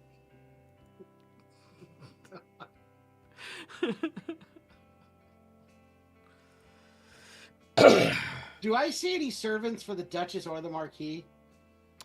You see servants marching around, but none of them have been like waiting on either of them. Actually, no. Some time passes with Eldon where he finishes his lobster, and a servant comes over to pick up his dish and give him a new bowl of Cheerios. Does he look like he's dressed as a member of the crew, or is he dressed in like the livery of a noble house? Noble house. Okay, so it does look like it's the Marquis's actual servant. Yes, okay. yes. Thank you, dear boy. But honestly, that is why I'll no longer own a four-wheeler ever again. Barbaric piece of machinery, honestly. Yes, of course they are, Marquis. I do believe my lord is calling me. What? I didn't hear anything. I must be going, but it was very nice of you to talk to me. Yes. Of course.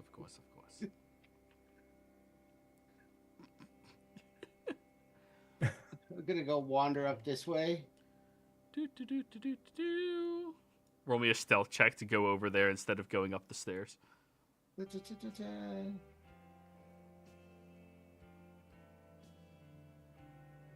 Oh, you ignore the one because I can't do guidance and sneak. Yeah. You wait until he's over the bowl scooping to da. You can tell the Duchess definitely notices you doing that, but she doesn't react to it anyway. Clearly, she can't blame you. You've been listening to him ramble for 30 minutes at this point. Yeah. So you head over into here, Barnabas? Yeah.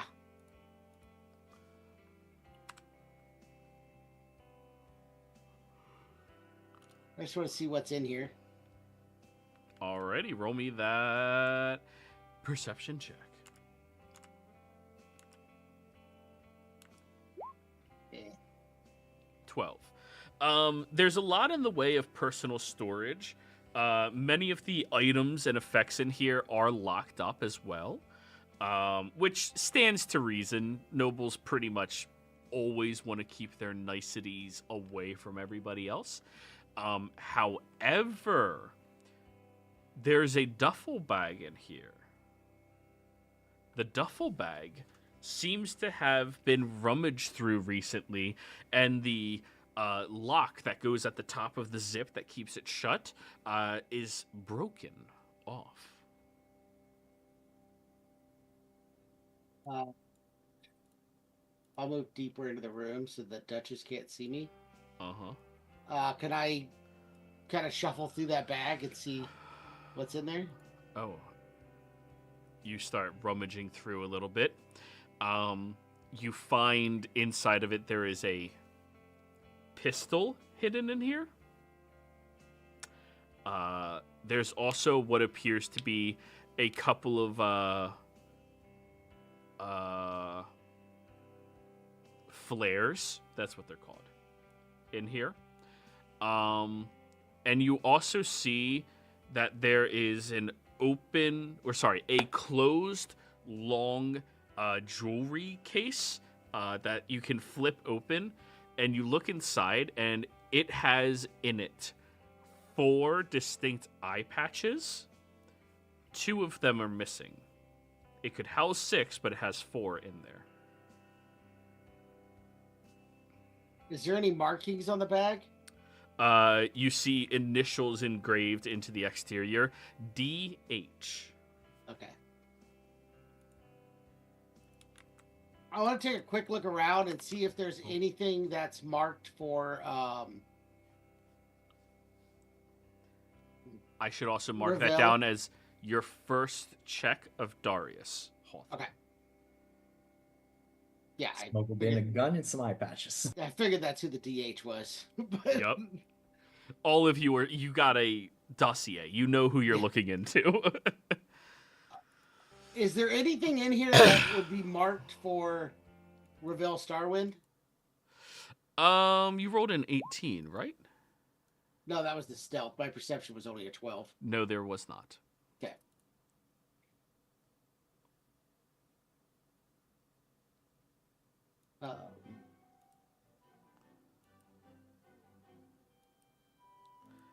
Skirt around them. Is there a staircase here as well? There is, with a door at the end of it.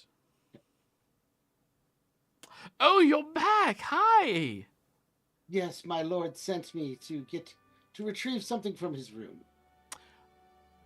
He looks over at the stairwell you're in front of and then over down the hall. Okay. I was going past it. That's just I had to go past him to get there. Yes. You dare not get too close. Unfortunately, he's sitting right in the path. Yeah. Yeah, it's like he... Well, you know. You know at least. He's eating dinner.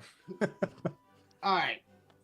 The Marquis is very lonely and very talkative and very friendly.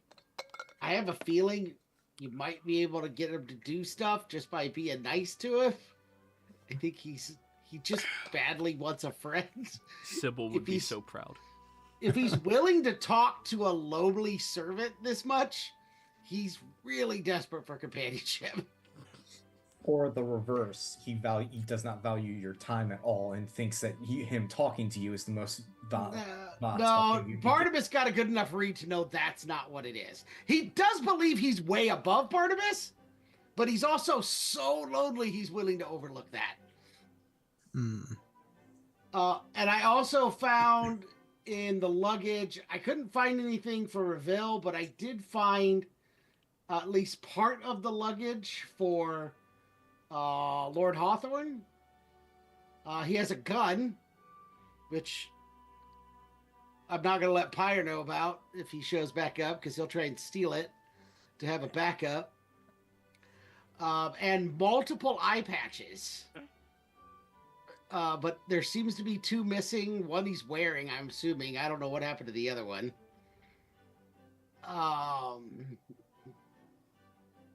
Which room was this in?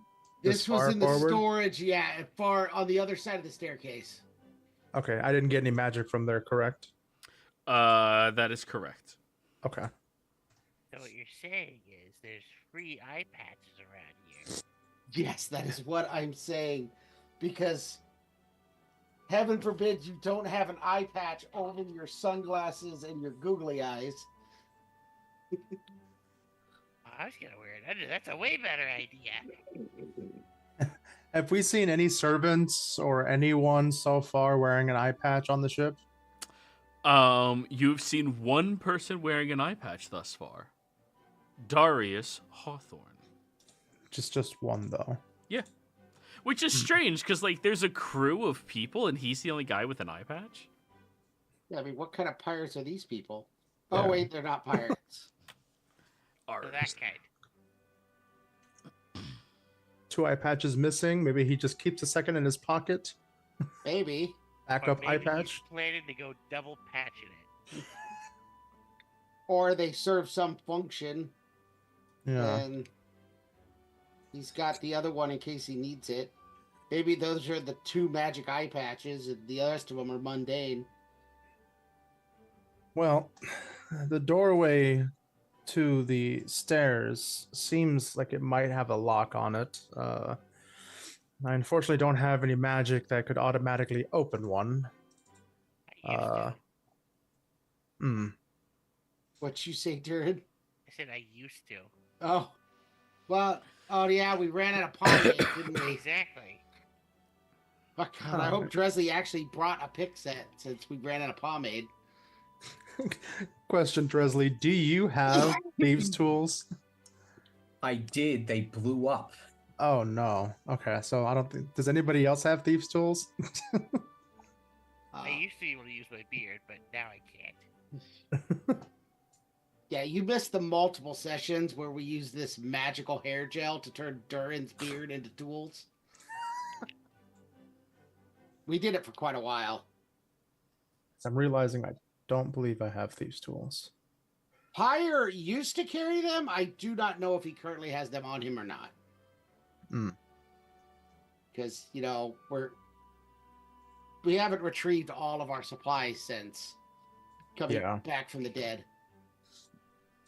I'm assuming Pyre's still off doing his thing. Yeah. At best, I could use Druidcraft to make some small twigs. That's I mean, that might, if it works, might give me disadvantage, maybe. I don't know. Potentially break the stick inside the lock. Okay, so I will explain what I have as far as capabilities to assist. I have the ability to make myself or somebody else invisible. I can conjure a unseen servant. I can Misty Step with or without the wand, but I get one free one from the wand.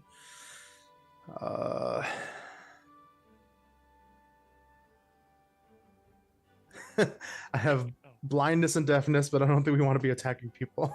Are there any gaps in the door? Like, would a very, very small creature be able to possibly fit underneath the door? Would I have seen if that was a potential thing while I passed by the door? With your 12 on perception, you didn't get a good enough look to see if the gap was superficially small or reasonably small. Okay. If you want, and we want a little bit more detail on some things, hold on a sec. Does Unseen Servant have the capability of communicating with me? I don't think so. Yeah. I can give it commands, but I don't think it can speak.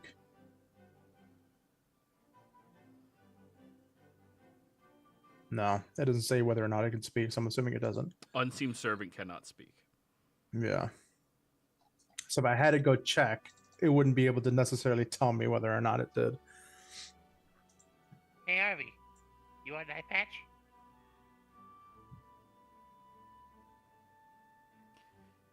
Have you ever fucking met me before, bro? I know, right? Lenny, you hear as he parts his beard, you hear the hamster speak out loud.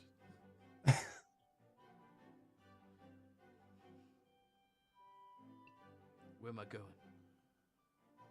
Where's he going? What? For what? What are you trying to accomplish, dude? Trying to get out of the room with the eye patches and whatnot.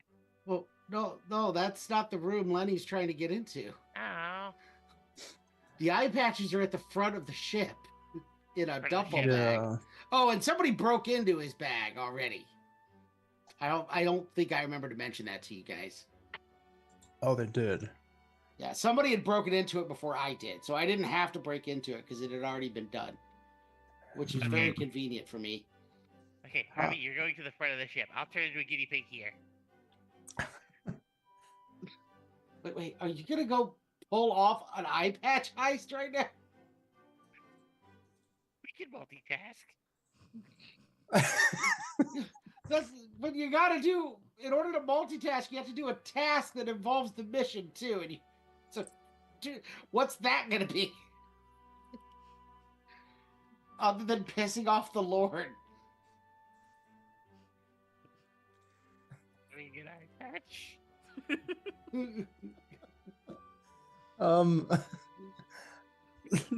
These doors for the opposite hall and then the end of the hall, are these like tightly shut? Do they have gaps in them underneath? They are tightly shut, and they do have small gaps, like half-inch gaps.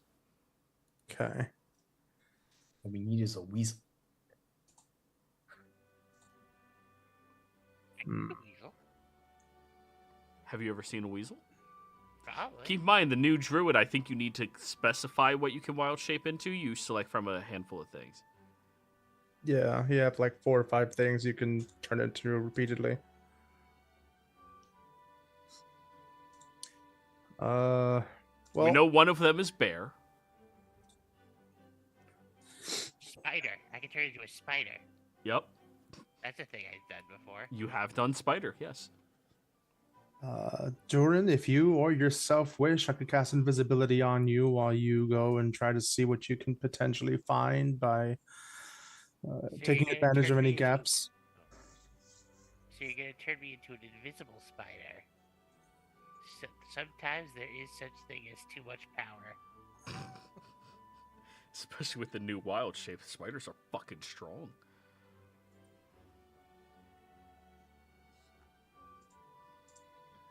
Alright, I'm gonna turn into a spider. Ready? I will.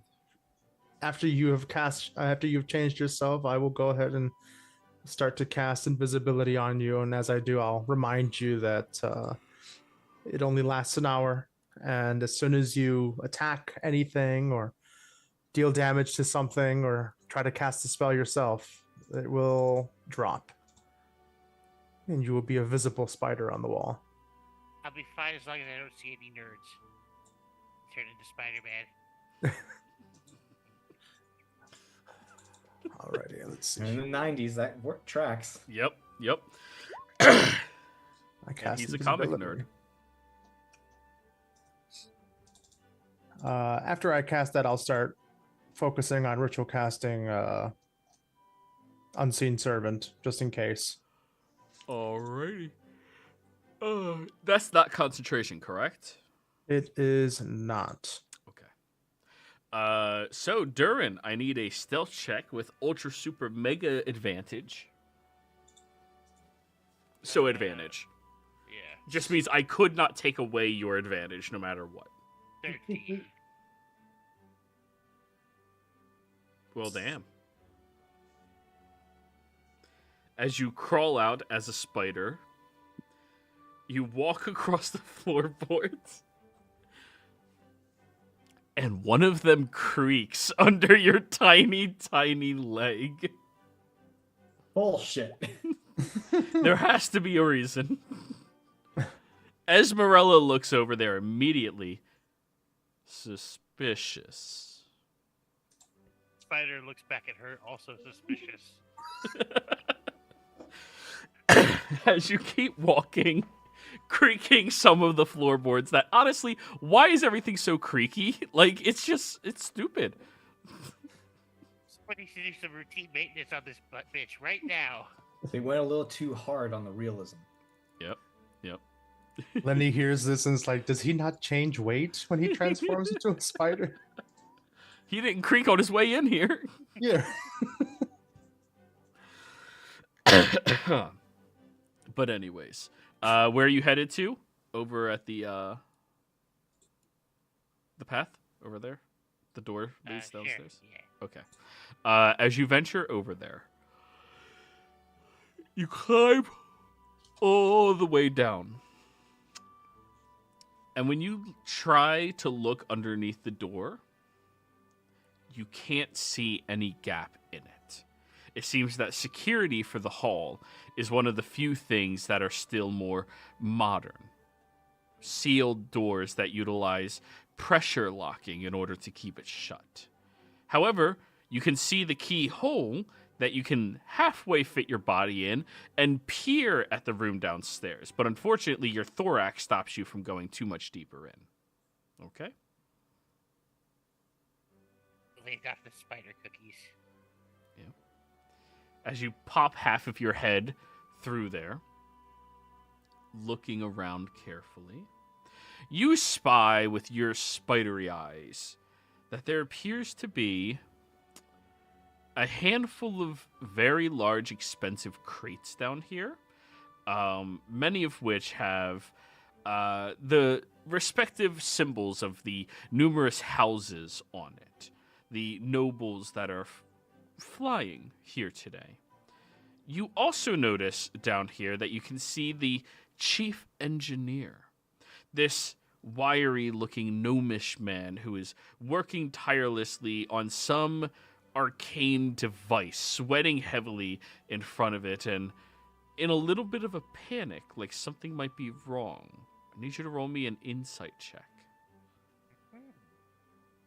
And this is your first check on the engineer.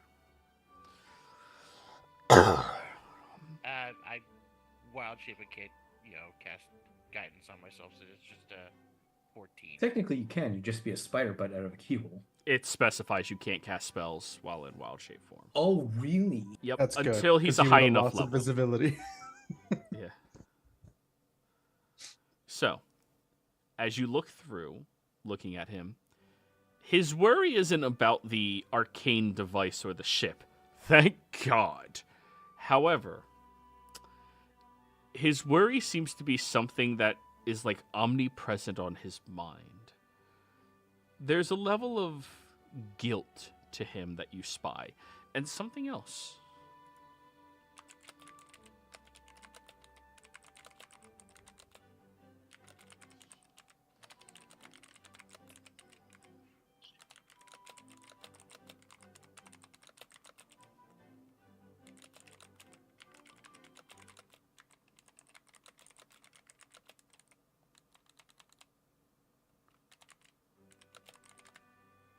There you go. I think I found the murderer.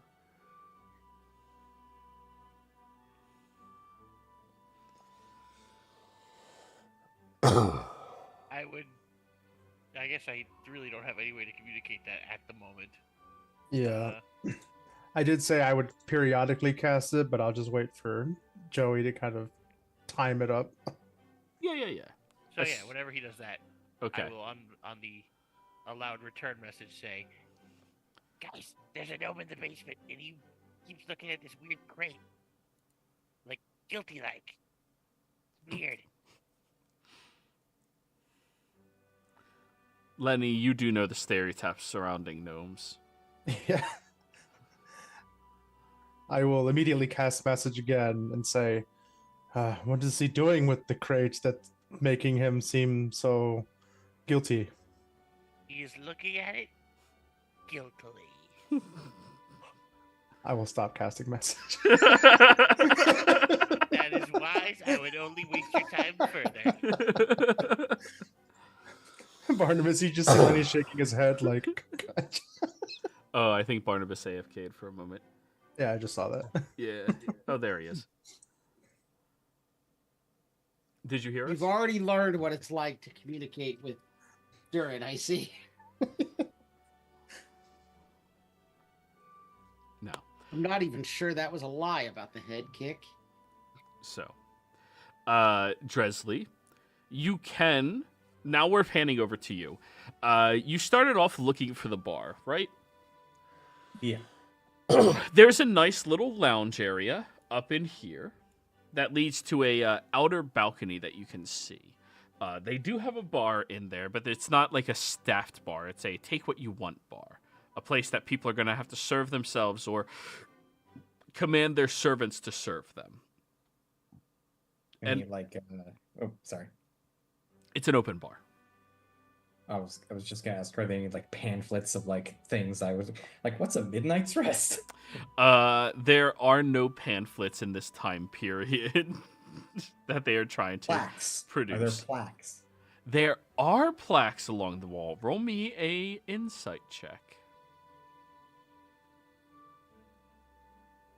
Oh, no advantage. 21 still. 21. This is rated Best Noble Cruise 4 years in a row. Pretty good rating system. It has also been warranted a Michelin star for its cooking staff that partake in a midnight for having an exceptional dish prepared for their midnight rest.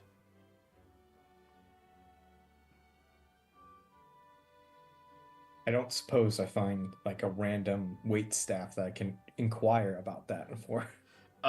You see a couple of servants of other lords.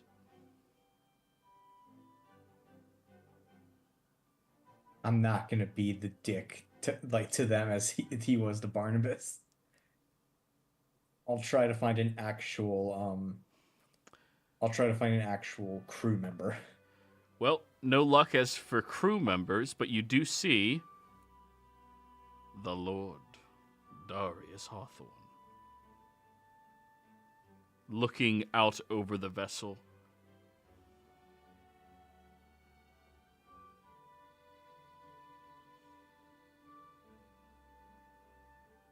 Lovely night for a cruise, eh? He turns and looks at you and eyes you up and down, taking note of your relative build and analyzing you a little bit. Can I analyze him back? You can. With that 21 perception.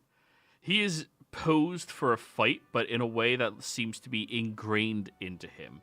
Not like he is seeking a fight, but prepared for one at all times.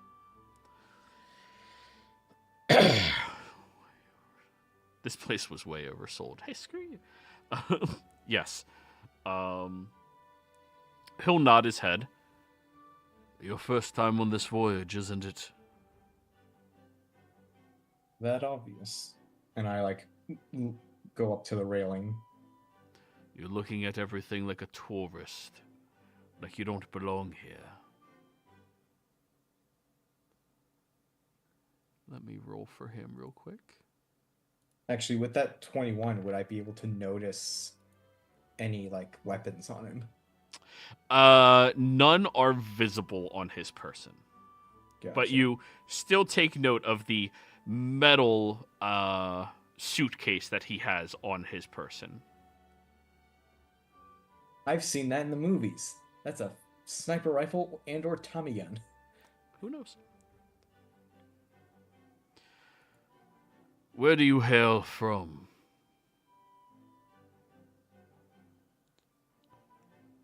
Oh, geez, how do I answer this?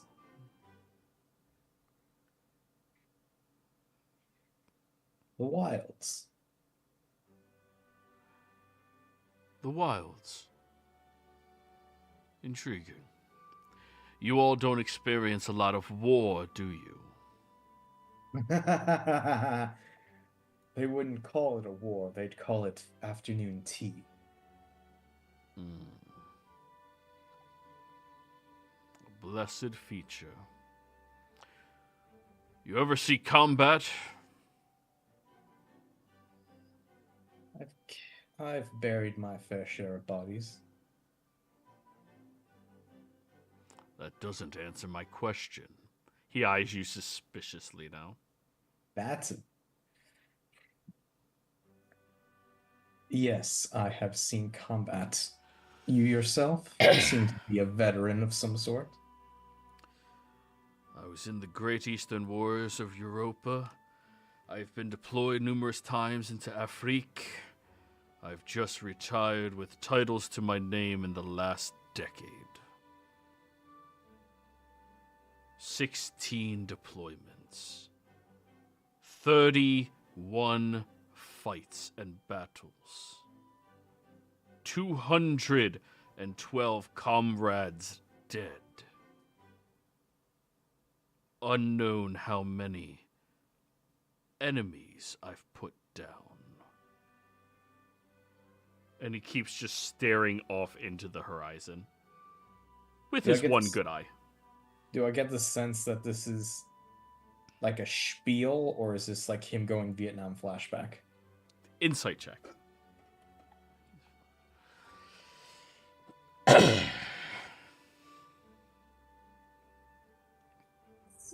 19.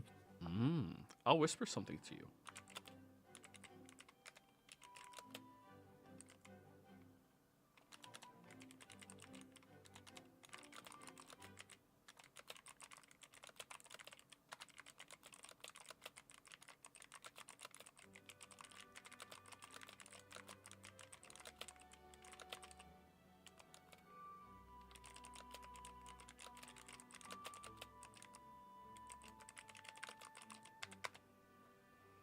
You may mark that down as 1 for Darius Hawthorne, which puts us at 2 for Darius, I believe.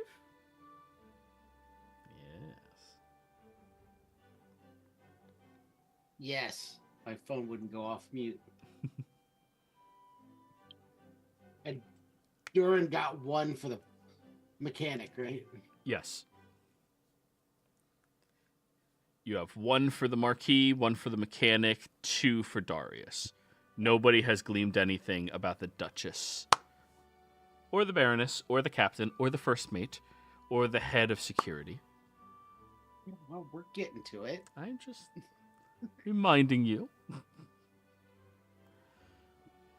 All right, you got anything you want to try, Lenny, or do you want me to go try something new? I guess I'm done. Oh, Well, you are are you? sorry, Dresley. Were Sorry, you not Dresley. done? I'm sorry. I thought you were done. My apologies. I did not mean to cut you off.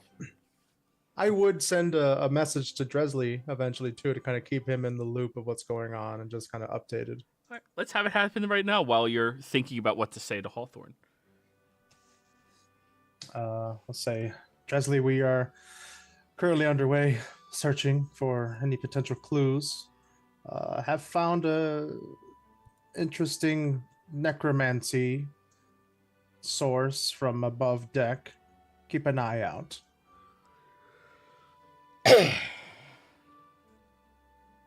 I will take my hat and bow. I wish you a pleasant evening, my lord. And hope that your twilight years are full as many hunts as your youth. You may roll a persuasion. Let's see how likable you are.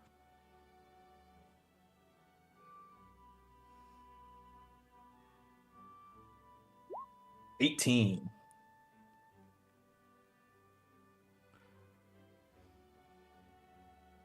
So, he nods without looking over at you, but given his dark demeanor, you assume that's probably about the best that you're going to get out of him.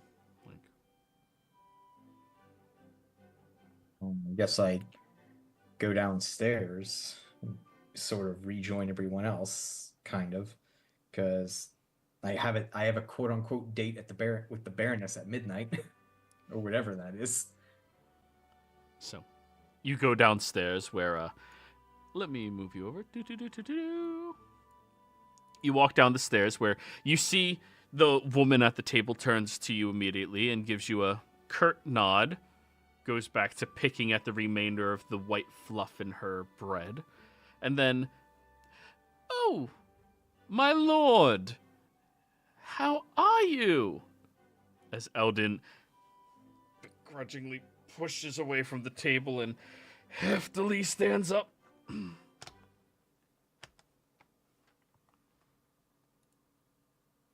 In terms of ranking, where does a Marquis fall? Marquis is a formal title for like specific territories and lordship. A lord, if you're given such a title, usually puts you at home ownership. Marquis typically is equivalent, if not greater, in status than a lord. Okay, so under Duchess and Baron count. Yes. I do not believe I have had the pleasure, sir. I am the Marquis Eldon Fairbrook III. Just doing my rounds to start making new friends across the other lords of this realm. And he will give you as best of a curt bow as he physically can. Here's my problem. I do not think Dresley counts as a lord unless the sons of the court of the theater declare themselves as lords. Technically, anybody who owns land is a lord. Oh, so technically I am a lord. Technically, yeah. Now, you don't have lordship, but anyone who owns land is a lord, technically. Pleasure to meet your acquaintance. I am Lord Dresley Yaldrin.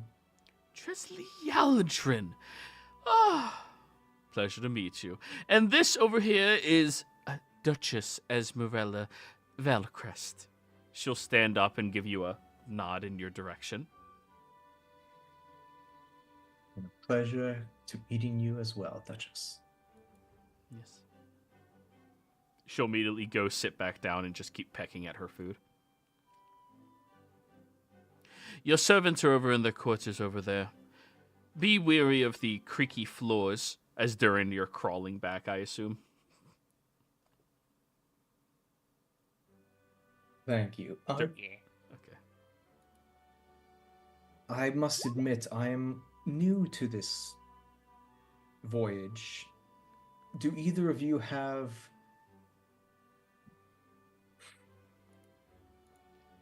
Oh, my brain.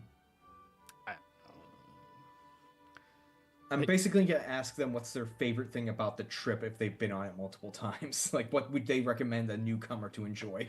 Jeez. Oh, well, personally, I enjoy the theatrics of this period. Everybody dressing the part, acting as it. I mean, back then, lords, marquises, duchesses, we were all really something. The commoners would grovel and aspire to you. Nowadays, it seems like we have to more appease them to keep them from killing us.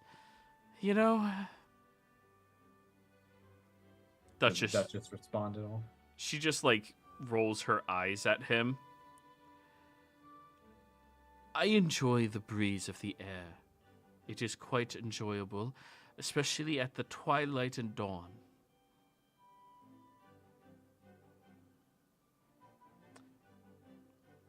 Also, the food is quite divine. She picks more of the bread and chews it. Perhaps I shall meet you on an early sunrise, then. But unfortunately, I must make sure that everything is in order in my room, so I bid you both adieu. They nod. Adieu. And you hear the creaking of something crawling into your room. Ah, holy crap. There we go. You're all in the room. She wasn't kidding. 7's a squeeze here. Yeah. Yeah. 2 is a squeeze here. To be fair, these are 5-foot squares. You could, yeah.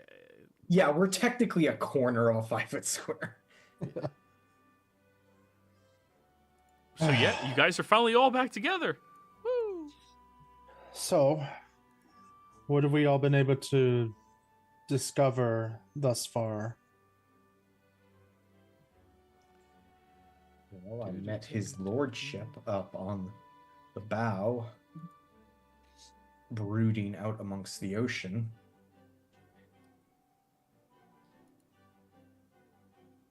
He's got a gun in his bag. And somebody broke into his bag. I find that unlikely. Well, there was a broken lock on the bag. Actually, I should probably ask you, Joey. Given my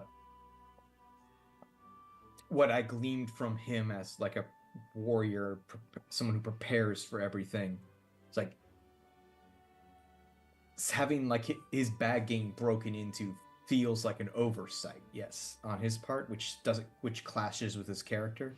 Well, having your shit broken into is never the fault of the person having their shit broken in. It's only ever the fault of the breakee. No, I meant like, oh, it was one lock on a duffel bag. It's like, yeah, that seems no, low. That's reasonable for a ship that's supposed to have a lot of security. Okay. Yeah. Okay. So duffel bag plus my interaction with him, he has 2 black marks. If I'm understanding your terminology. He has 2 marks. On the 3rd one, you guys will gleam.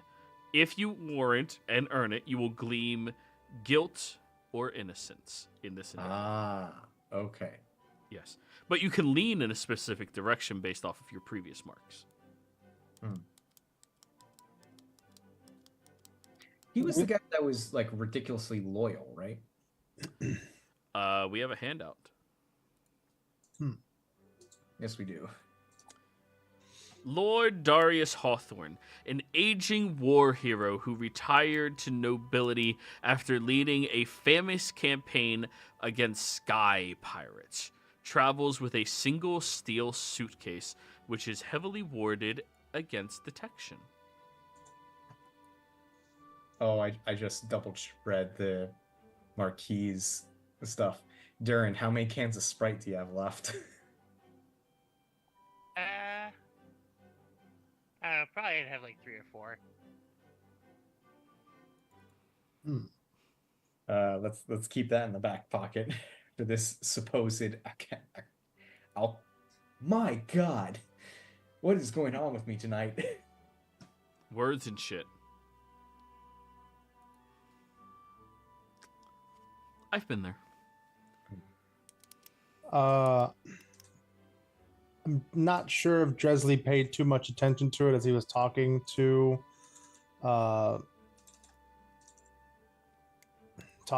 Hawthorne, but I would ask Dresley to give me as much detail as he could about the suitcase that he has with him. I'm assuming the suitcase is lined with some lead or something of the sort, since it's protected against divinations and such. Lead lining or enchantments to do so. That would be the 2 situations. Yeah. Okay. Did the suitcase look like a normal suitcase, or did it look like a gun case? It is a metal suitcase that's rectangular, thick, Okay. long. Okay, so it's got his electric katana in it. Got it. Well, he has You guys are all wrong. It contains Wallace's soul. right. That's what's truly in a briefcase. But what about Gromit? Not wrong, Wallace. Yeah. This is Marcel's Wallace. Do I know if that suitcase could potentially be a bag of holding? You would have to get a closer examination of it to figure that out. Okay.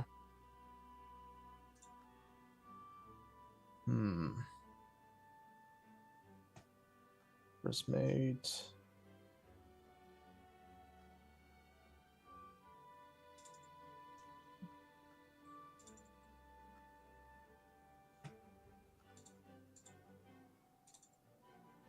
I have an idea.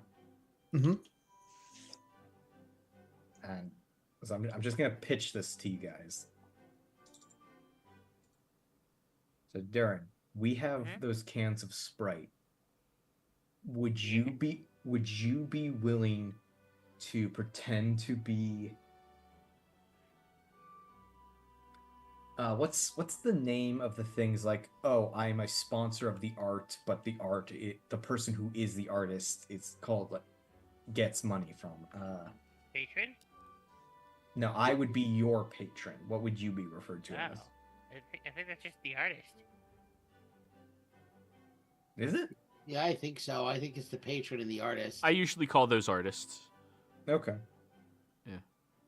I'm thinking I pose myself off as your patron, and we give the Duchess and the Marquis each a sample of your beautiful soft drink as a business opportunity to try to gain insight into their psyche.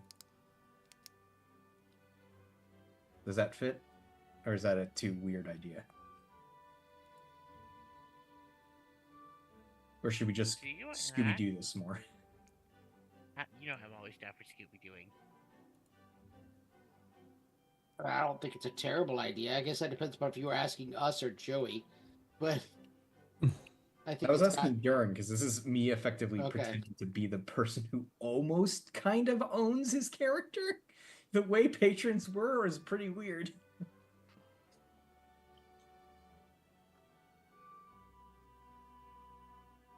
Durin? I'm okay with it, yeah. Okay, and while the two of us are doing that, that frees the two of you to potentially snoop. Is he going to have to give you partial control of Sprite Incorporated for you to do this? So you don't have to lie? Well, I was with you when you guys made the deal. I'm in there. Okay, that's fine. I'm just asking. Honorarily, yeah. Yeah, you are not an owner in the stakes whatsoever. He's the one who did it. Damn right I am. Let's see here. Okay, so that would be Barnabas and Lenny left to do whatever while those two are kept somewhat distracted, meaning the Marquis and the Duchess. Is there anything you might want to potentially do, Barnabas, while they're doing that? I probably want to head upstairs and talk to either the captain or the first mate. I'm not even going to try and talk to the Duchess or the Baroness. Yeah. I might want to go see about that engineer. That was in the same exact room as the luggage, correct? Up north here? Or was he down with below? the engineer, he was down below. In the keyhole, he couldn't fully fit through. Oh, so he's beyond a closed door. Okay. Yes. But All you right, know where so- he's at. He's right down there. Yeah. Okay. Well, I'll try to think of something. You guys can go ahead and do your thing. I'm going to head upstairs. I'm going to cast...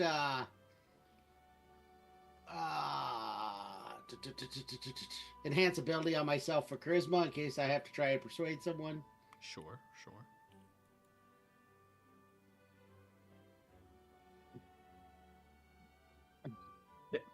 There we go. We were both trying to open the door at the Oh. same time. Is that what was going on? I think it was. And then I'm Alright. going to head upstairs. To the captain, right? Yeah, either the captain or the first mate, whichever one I run into first. Okay. I'm assuming we need to knock them both off the list. You will run into the first mate first, as he is down on the lower deck now that everybody is flying up into the air and finding their way out of here. He looks over at you, nods his head, showing a little bit of kindness and respect towards the help. I do so much prefer it up here in the air than down there on the ground.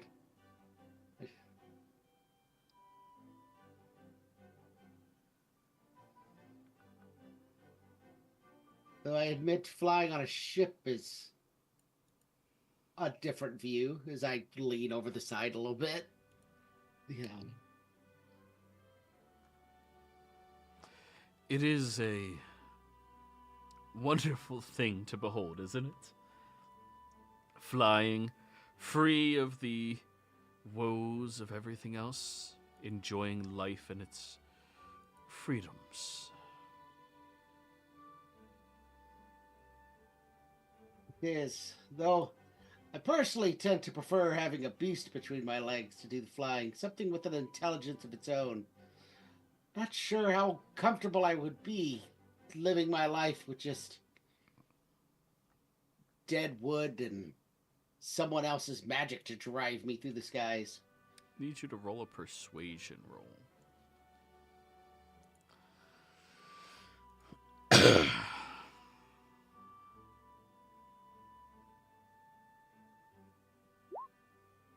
Ah, good thing I cast that spell on myself. Got 20. a 20 instead of a 7. As the words came out of your mouth, there are so many different ways for him to have taken that entire phrasing. Beast between my legs, dead wood under me. You know, like there's a lot of different Barnabas ways. has spent the last 6 years in the woods. He hasn't been doing a lot of socializing. However, he smiles when you speak like that and nods alongside you and will offer you a drink of his flask that he pulls out from his shirt. Listen, buddy, you don't have to, keep the act of being a fantasy guy up that much, but yeah, I can understand how that'd be a lot better. Personally, I like the ship, mostly because I don't have to do much. Well, I can get that. Serving under someone else is not where I expected my life to take me. Never is. But you know what? There's some freedom in serving others, right? Oh, there's definitely some freedom in service. Yeah. It's just so weird sometimes serving a mortal. Yeah.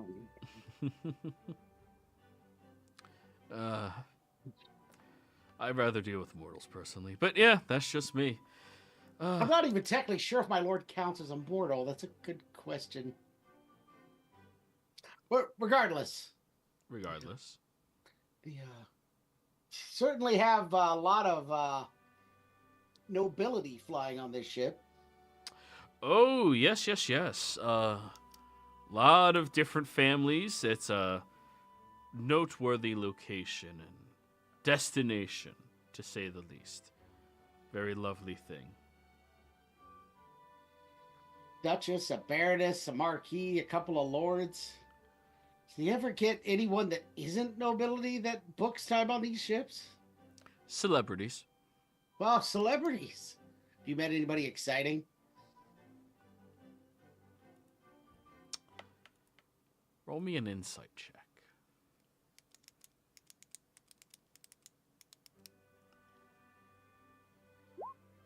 $11. There's a momentary pause when you ask him that, but he might actually just be pondering. Then takes his flask and puts it away into his coat. Perhaps at dawn I'll be able to discuss it a little further with you. But I do have an entire crew that I need to be making sure is in tip-top shape. You know, the performance for the nobles, right? Of course. Do not let me distract you. Rosie. Roslyn, but my friends call me Rosie. Rosie, nice to meet you. My name is Barb. Barb. Yes. Look at that. We both have women's nicknames. That is an odd coincidence, isn't it? Isn't it? Yeah. Take care of yourself. And You as well, Rosie. He goes off to work someplace else. During this time, the rest of the group, what are y'all doing?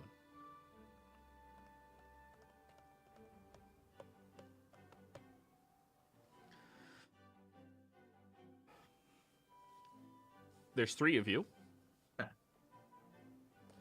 All right. I guess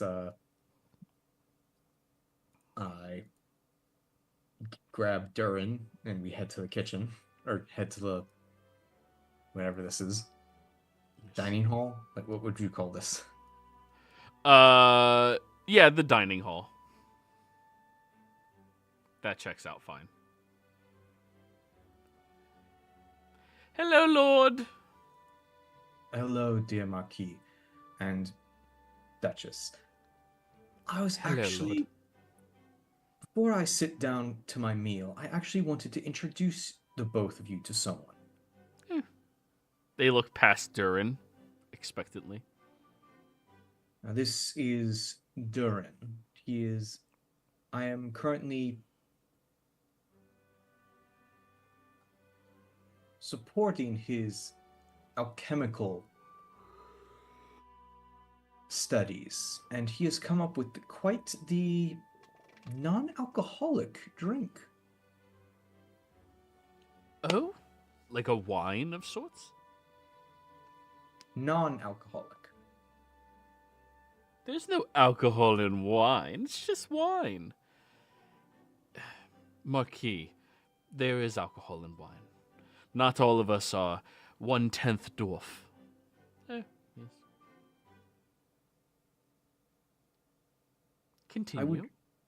I would be honored if either of you would be willing to try their concoction. Completely safe, mind you. I have personally partaken of it myself, and not come out worse for wear.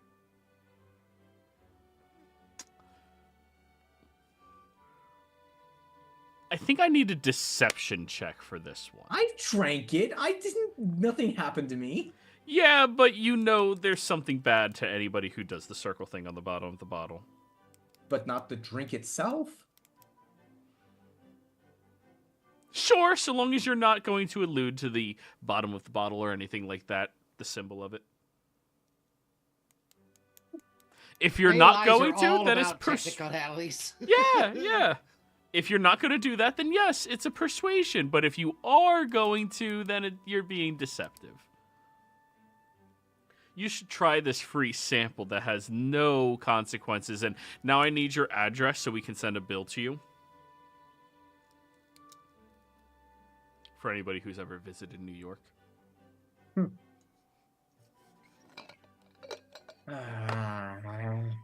So it's a deception if I don't tell them about the mark.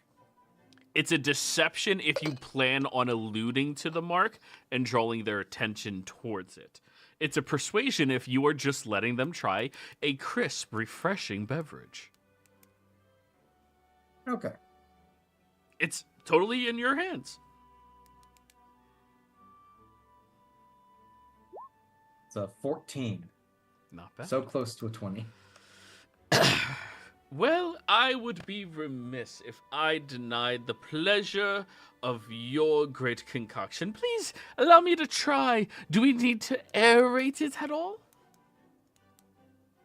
No need, my lord. It is actually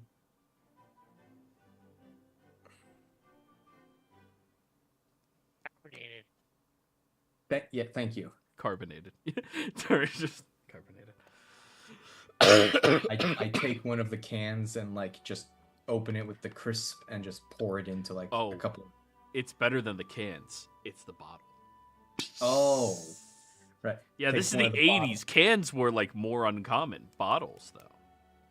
Take one of the bottles and just pour a couple of glasses. Right, Tim? Cans were less common than bottles back in the 80s?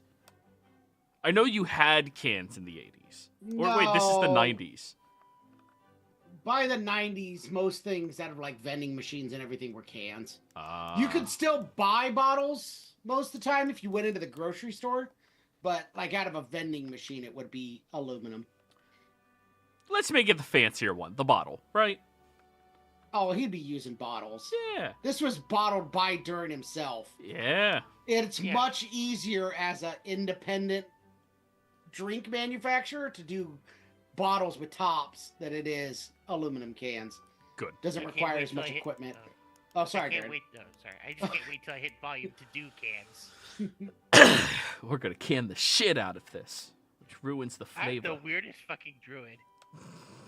Yeah, Yes. you are. I'm surprised you didn't even go for Coke. You went for Sprite. That was just because of the area we were at. That and I didn't want to go for the obvious one. You break open the bottle, start pouring it out. I would like a performance from you, Dresley.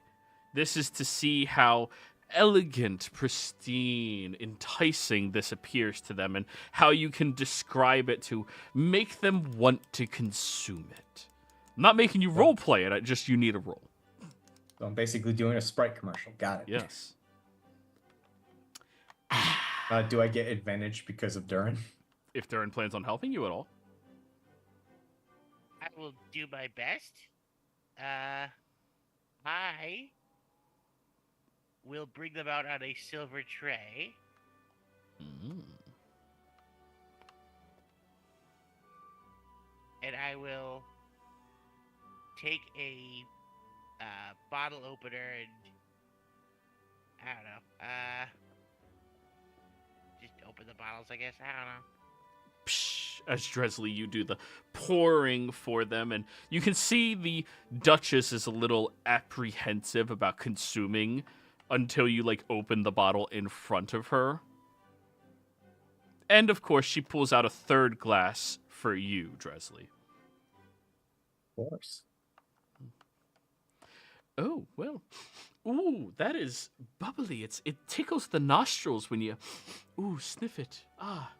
Just like that cola that they're selling in stores nowadays. Ooh, I like it. And is A that 21 performance? Is that lemon?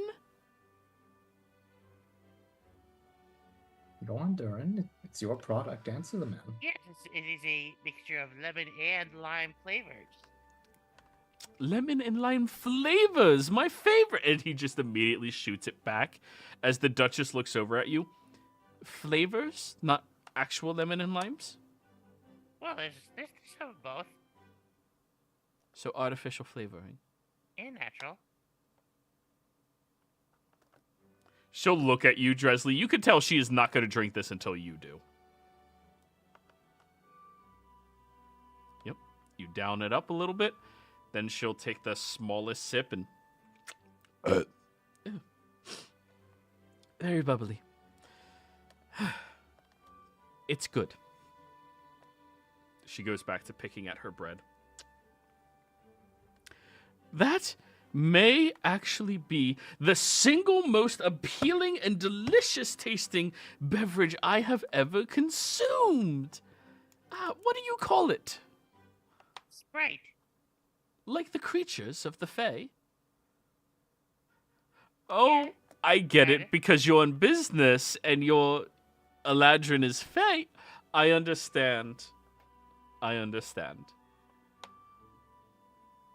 Good. So this is a shared business between the two of you? Yeah. What'd you say, Durin? I said, yeah.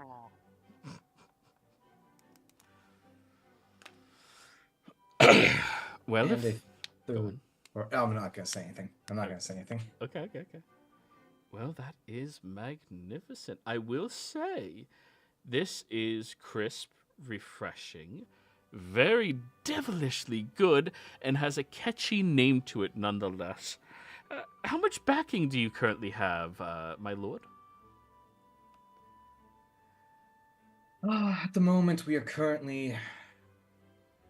It's only myself and one extra party. We are currently pulling our funds to find a land plot to build a factory for mass production. A land plot? Well, perhaps we shall have a nice supper tomorrow, and maybe discuss this a little bit further.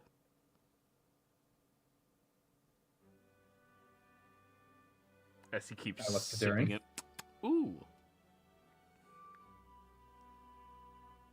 No. One of the two of you is going to incite him here. What? And the other one's going to incite the Duchess. I'm gonna incite the Duchess. Okay. Don't trust the bitch. She doesn't eat the crust. Or the butter. Really, the butter that kills him. No, the crust does too. Don't worry.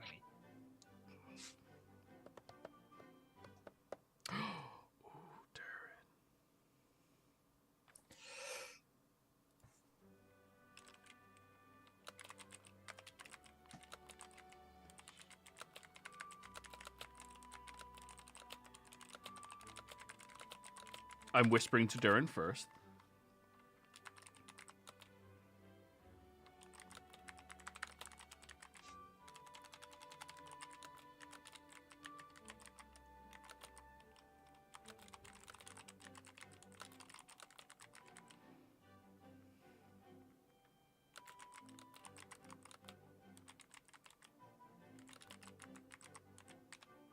There you go, Durin.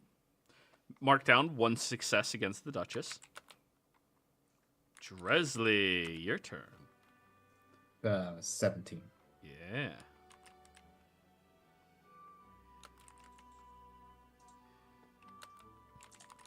Actually, I should have asked. I should have asked before I rolled. I was gonna ask, like, this guy's suspected of criminal activity. Do I, given my background of criminal activity, would I notice any tells? I guess. I'll include that into the second part of the whisper I sent to you. Okay.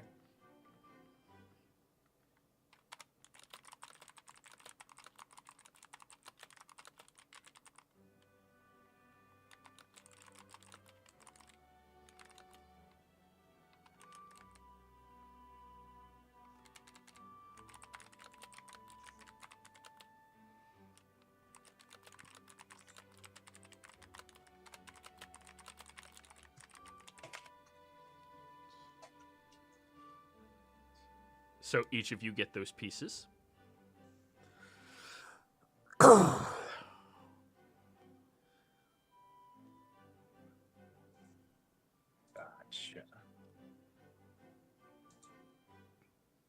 So 1 more success on the Duchess. Now you're at 2 on Eldon. Nice. However, during this time, Lenny, were you doing anything?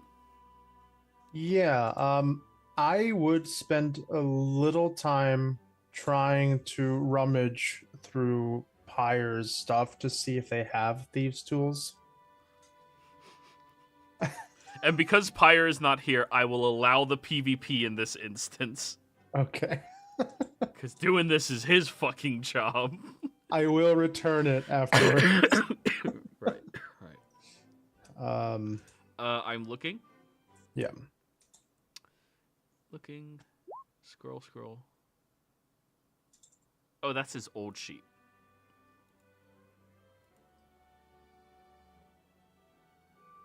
Where's his new sheet? No, I don't think he doesn't have a 2024 sheet because of its Artificer not being in the list, right? He does have a set of thieves' tools. Okay. I will borrow them. Let's see here. Yeah. That Now- fucker's supposed to be the one doing it. Yeah, I know. Quick question about the 2024 rules. For a thieves' tools check, it just says I have proficiency. Let me see here. Would I just roll sleight of hand to use the tool? No. You roll the tool itself, utilizing whatever skill I associate with it. And depending on what you are using the tools for, I will also sometimes, most of the time, associate it with a different skill check that if you have proficiency in both, you're still rolling the tools, but with advantage. So, for instance, you say, I'm picking a lock, I'm associating that with sleight of hand. So if you have thieves' tools and sleight of hand, you roll thieves' tools at advantage. Make sense? Yeah. Okay. Alrighty, let's see here. So I have these tools. We have a series of doors that are locked that we might want to potentially get past. The magical source that was emanating from down here, was I able to tell what type of magic was? I don't remember what it might have been. From the distance that it was through the walls, you couldn't discern specifically what type. Not innately evil magic. There's 2 schools of magic that are innately evil. Necromancy, which you have to strive to make not evil, and enchantment, which is very difficult to make not evil. Forcing people against their wills and, dead bodies. Right. You said enchantment. I thought transmutation. So, okay, yeah. No. Transmutation's not innately evil. It's just transformative. Right. Whereas enchantment, in my opinion, is the most evil school of magic. That makes sense. Right? I think hold person, stuff like that. That's enchantment, right? Yeah. Charm person, hold person, dominate monster. Right. Forcing things to subservience. Yeah. It's hard to justify if those are good, All right, let's see here. So we've got a magical source down here. While these guys are talking with the Marquis and the Duchess, I am going to try to stealth and kind of try to stay out of sight at the end of this hall and just listen in to the doorway to see if I hear any servants, noise, anything like that beyond the door. Roll me a perception check. Listen. God damn it. There is nobody in there. All right. You are 95% sure.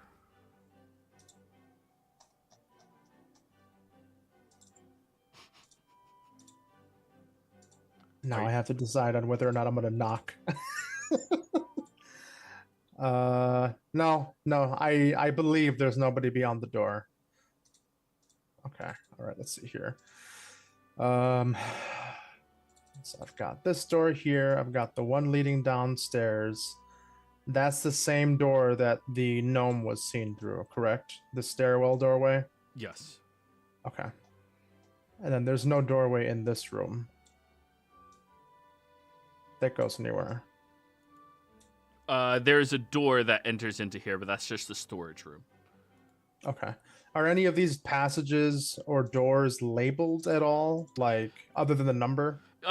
Imagine this is like a much bigger hallway with many more doors in it for all the guests and everything, but they're all numbered, more or less. This Okay. one at the end of the hall is also numbered. It is number 1.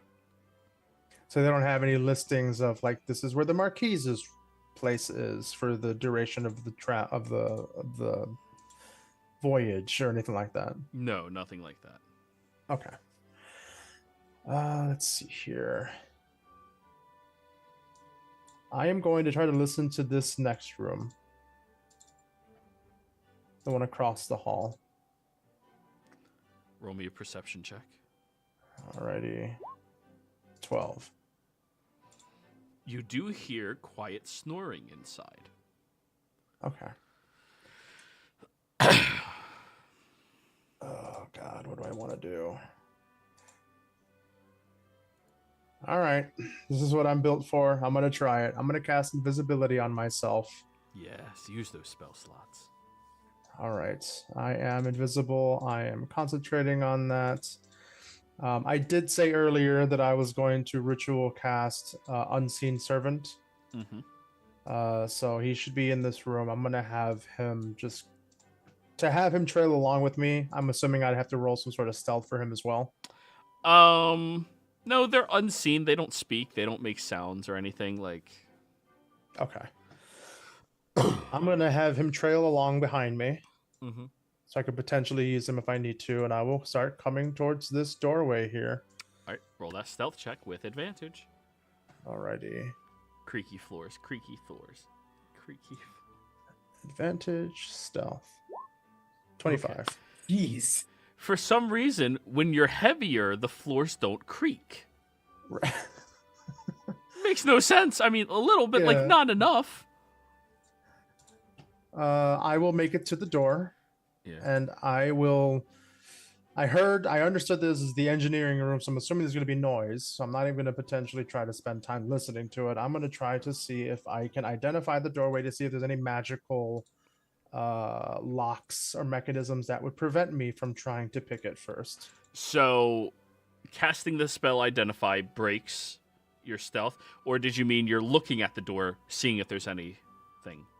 Right. To clarify, I'm kind of looking at it, examining it, seeing if there's any runes, any kind of magical essence. This will be a Thieves' Tools check, utilizing Wisdom. If you're proficient in Perception, you have advantage. I am proficient. Okay. Yeah, I like the new tool system a lot. Like it makes the tools really good. Expertise and different skills can offset that, but like win some, lose some. I don't know if there's a way for me to set it with advantage. I have it set at the top, so we'll try it. We'll see. There it is. Oh, there we go. Cool.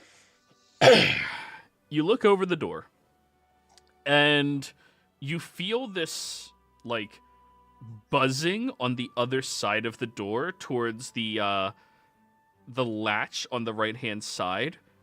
Now, it's being more sophisticated in there than it is out here. You imagine they have some type of alert system. Something that, if this door is to be opened, would send a ping somewhere. Technology is really a bitch because of that. However, you would also know that something like this would only be trusted with the people who are in charge of security. So, if you could find them, you might be able to distract them so that you could open this door without anybody else being the wiser. There's no other traps. It's just an alarm to that individual. Okay. So as soon as we do this, Hawthorne will likely be notified. Hawthorne is not security. I'm thinking of somebody Security else. Chief Brandis Wraithmore. There we go. Wraithmore. Which I don't think anybody has spoken to yet. Wraithmore was the one that went off with Pyre. Yes. Yeah. Pyre is the only person speaking to him so far. Okay. So they'll be able to roll a couple of Next week. Yeah, 2 weeks. Maybe not next week. Yeah. Mm, Jury okay. duty. So I'll keep you posted. Potentially not next week. I will not unlock this door currently. I can't Let's control see. jury duty. I tried. Yeah. And there's no teleportation allowed, so Misty Step I feel would fail within the ship.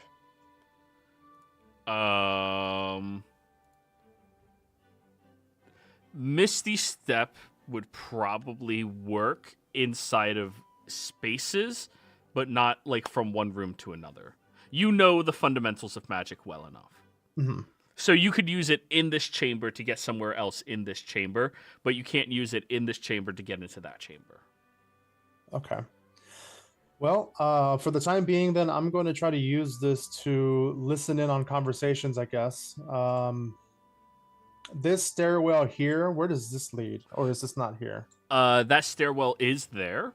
You go over to it, and you can roll me a perception check to see if you can peep through the little hole or listen and hear people saying things. Wait, I thought that was the stairwell that was missing from the blueprints. It's missing from the blueprints. Okay. And it wasn't there when he investigated it last time, but it's here right now. Okay. 15. No advantage. Turn that back off. 15 on perception. You go over to there. Peep your eye through, looking carefully around inside of it. Now, when you look inside, you see that it is much darker than the other side that you're peering through, but the things that are stored down here are far bigger in nature. The smallest crate that you see, and wait, you rolled a 15 out of 22. The smallest crate, we'll call it, because you can't make out specific details in black and white. Right. It seems to be about 6 feet tall and 5 feet wide. And that is the smallest one in here that you see. You also hear a whispered voice in there as well. Like somebody is speaking to somebody else. But you don't hear the other somebody else. You only hear the someone speaking. So either they're speaking to themselves or there's just a one-sided conversation. Perhaps. All right. Let's see. Unsent servant, what can you do? You are medium size, correct? Yeah, medium force. Bonus action, commanded to move up to 15 feet. Simple tasks. Nope, can't move through cracks or anything like that. Okay. Can I check this door to see if it has similar protections on it as the other one? Yes, you can. Thieves' tools, proficient in perception. You have advantage. Use wisdom. Alrighty, advantage. Thieves' tools, wisdom. 20. Alrighty. This one has a similar feature of warning that you can sense for it, of an alarm. However, you can also tell that there's probably something else to this door.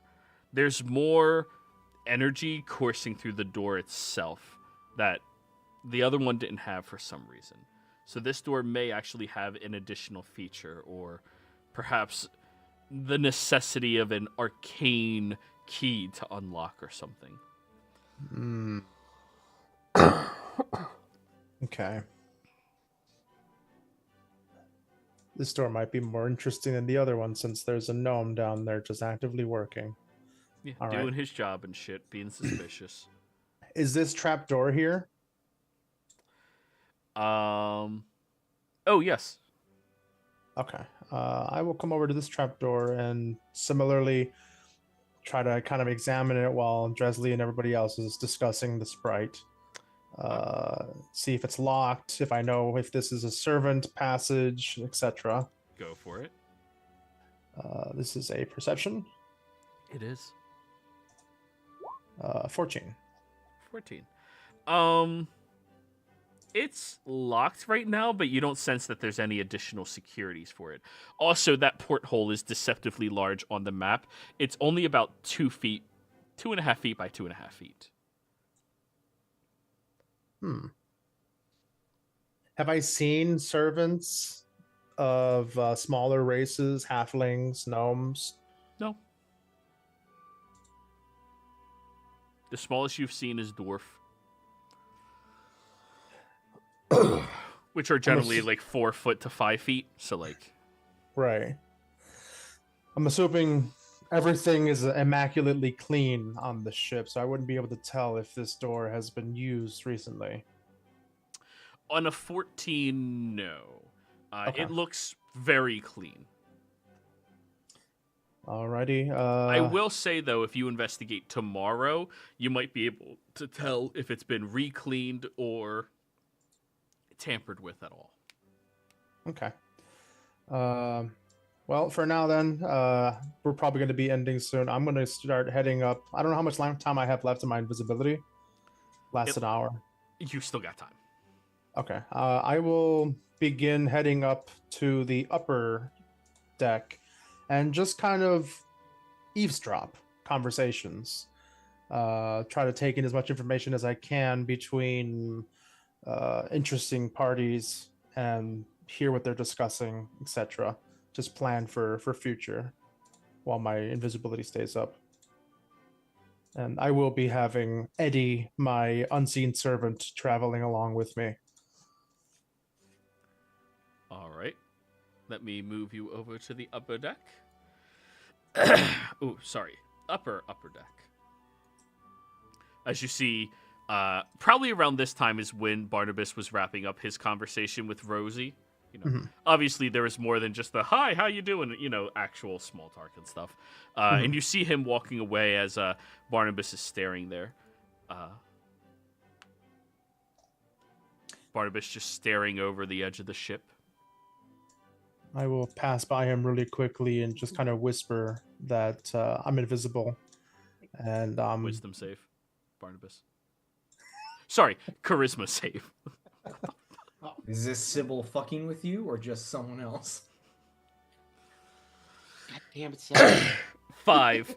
Barnabas, you thought you were all alone after having that nice conversation with them, and then suddenly you hear Lenny say, Lenny? I'm invisible right now. I'm trying to get some information that might be best when nobody knows they're around. Barnabas, small yelp from you as... I give Barnabas a look, and I'm like, what the heck? I start moving away from him with Eddie. I'm like, get away from this guy quick. The Oh, captain. Go on, Barnabas. It was bad enough when she talked in my head. Now I've got an invisible gnome. The captain looks over. You all right? Yes. Just a shock of cold air. Deception check.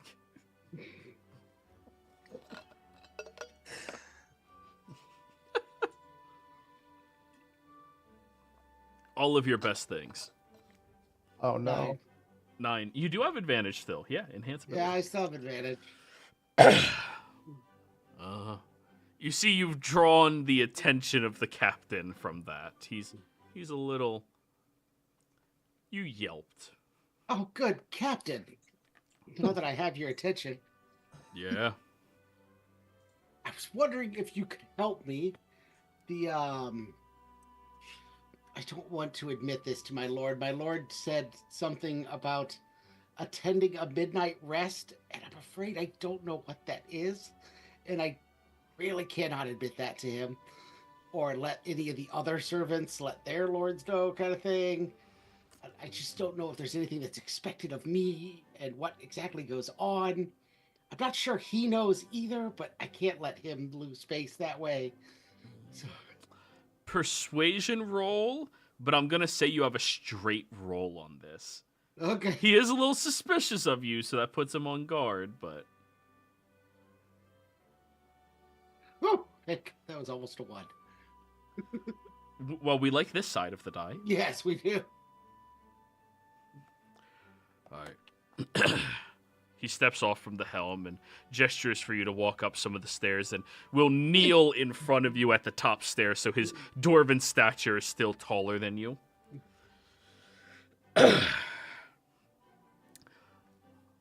A midnight's rest is a nightcap. It's a drink that you share with somebody else, usually in your sleeping attire, before you retire to bed. Do they do that like in the bar, or do they do that in their quarters?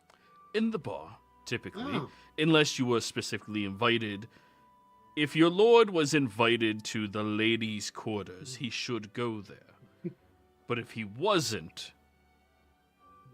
he should not go there. Understood.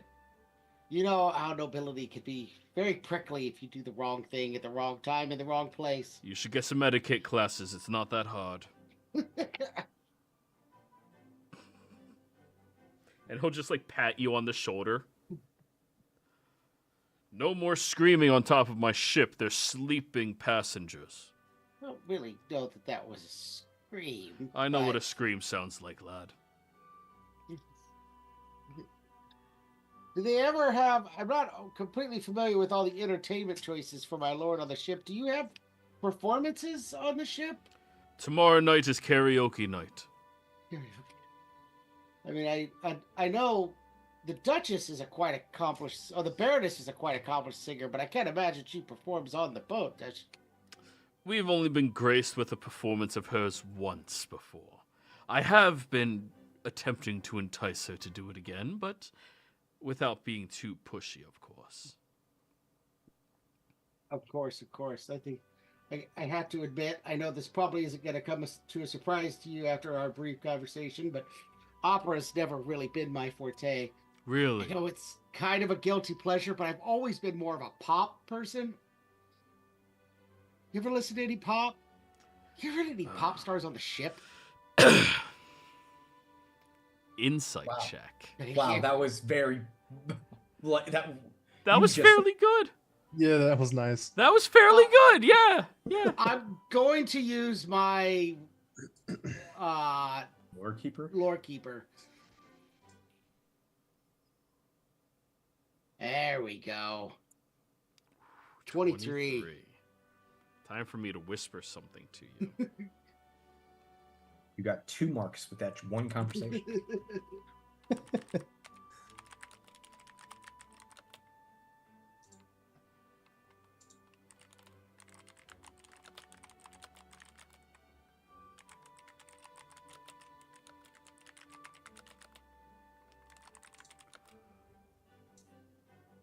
Dresley, what checks did you get with the Sprite thing?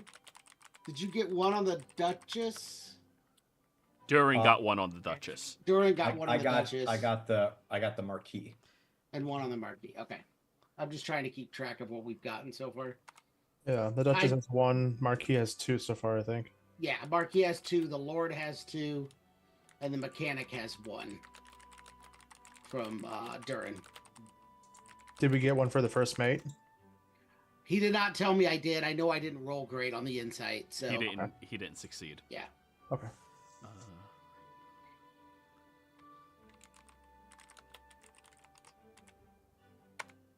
There you go, Barnabas. I'll be more than happy to share some stories when I'm not in charge of guiding this vessel not into the ground, burning and destroying all of us. Of course, Captain. I'm sorry. I did not mean to distract you. I'll see you Well, I at told you- karaoke. Yes. That's why I told your first mate I prefer when an animal does the flying for me. What? And they know to keep themselves in the air. Right. Goodbye. And I'm going to head downstairs. All right, so back to what Lenny was trying to say to you. I thought that's all Lenny was saying was I heard and then walked off. That's all I was saying, just to Okay. kind of potentially make him aware. And then he yelped, and I'm like, "Get away from him! He's gonna draw attention to me." Because of that previous charisma save, now you're concerned if Lenny is nearby or not. You don't know where he is. I'm going to start. keeping- Go ahead. No, you go. I was gonna say I'm just keeping a decent distance from him, so I don't cause him to jump again. Barnabas is gonna walk around like he did in the mornings when the farm cats were in the house. And he's just gonna always shuffle forward, kicking lightly to make sure there's no cat in between him and wherever he's going. Only he's looking for a gnome. So he's got this weird shuffle walk as he heads all the way back downstairs. Alrighty. This area here on the lower part of the top deck, that's the captain's quarters, correct? That is correct. Okay. The door has not been seen as locked. However, he's literally over top of it, looking outwards. The door would be right here.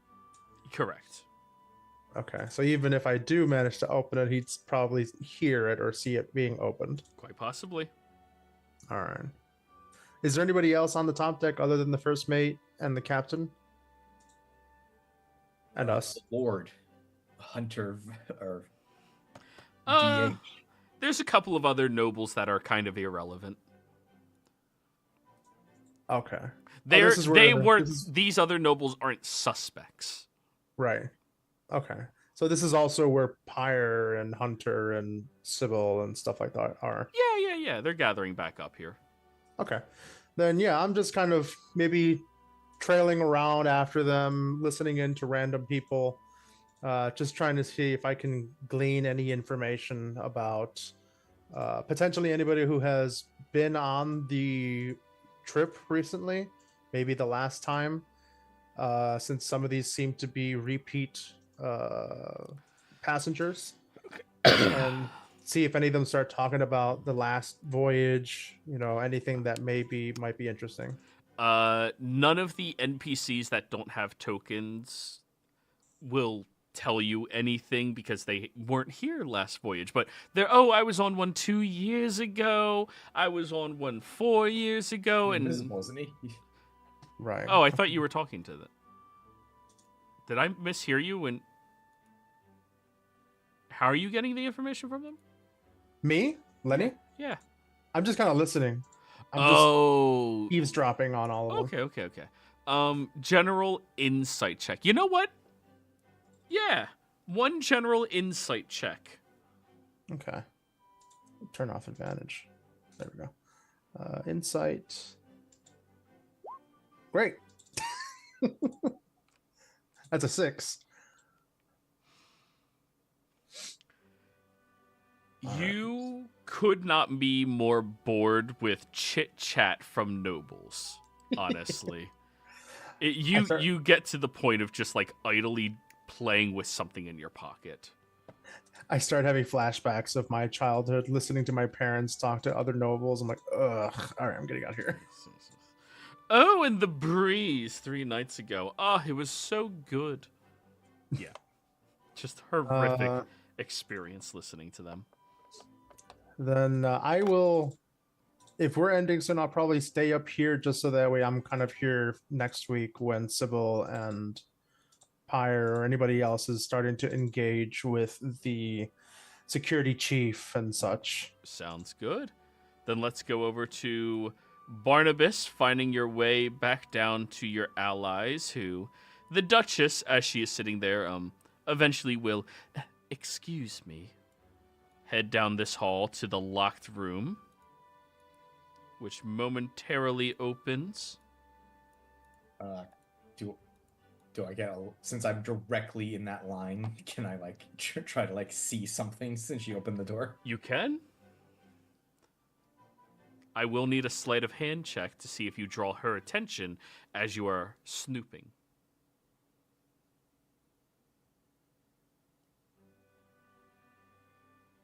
Natural 20. Let's go. It is the most casual thing in the world as you're speaking with your hands and your eyes just snap and keep moving on as you're engaging in a conversation with Eldon. She doesn't seem to grow suspicious of you. Now you roll a perception check.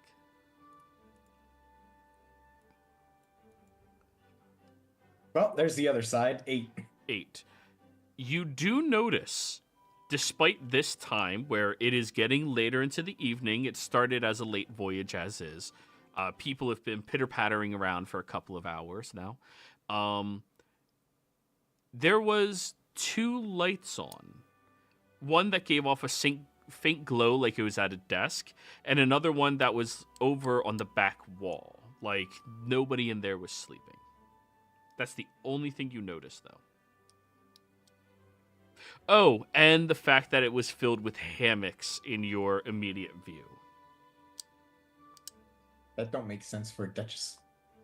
No. What? Barnabas, you walk downstairs where you see Dresley going over the details of this fine beverage that Durin is correcting him on constantly about what is actually... No, that's not what I did. And it does have a little bit of added sugar. But yeah, now the 3 of you are back together.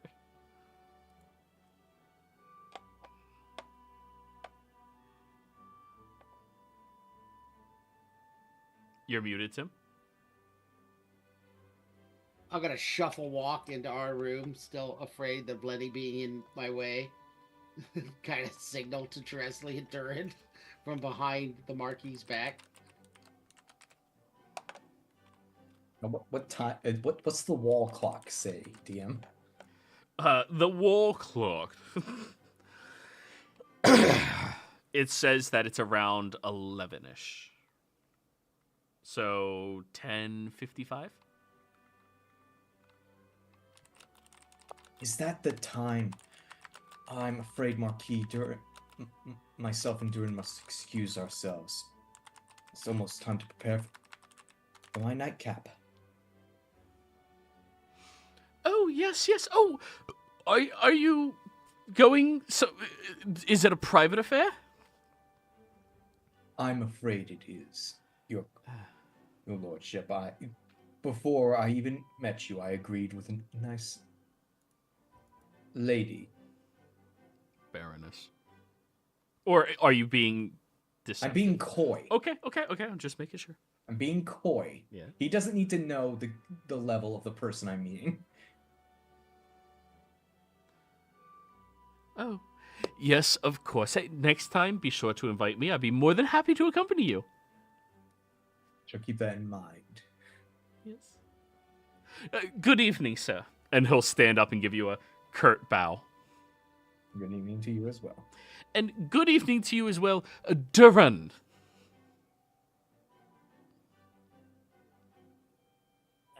Yeah, you too. Yes.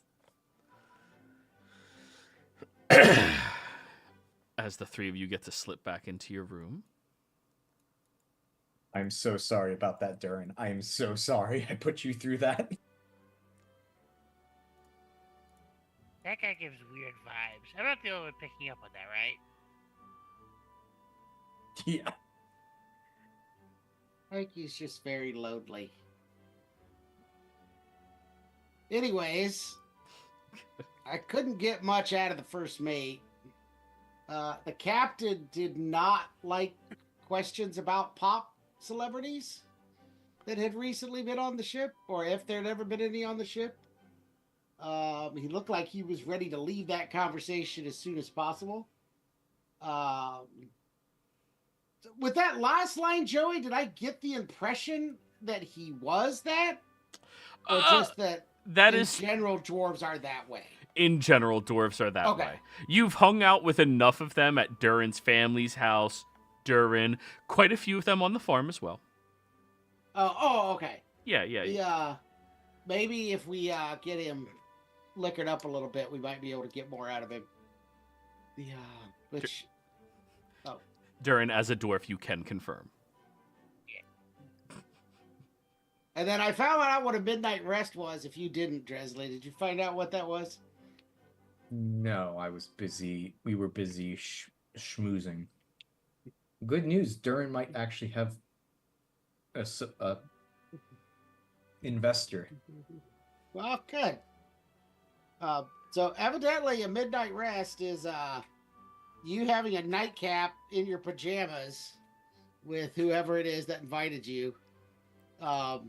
Whether you do that at the bar up front or in their room kind of depends upon the invitation. I believe she said the bar, correct? Yes, correct. Okay. So I know not to fuck that up. You just show up at her doorstep wearing your fucking heart-shaped boxers. Hey. Hey now, I'm wearing the Barney Stinson. Oh no. The full suit. Yep. And underneath the birthday suit. Anyways. And I know Lenny's running around here somewhere. Be careful, because I think he's invisible. And he scared the crap out of me earlier because I didn't know he was there. What are you talking about? He's right behind you, Barnabas. What? Barnabas just throws an elbow, but he throws it too high.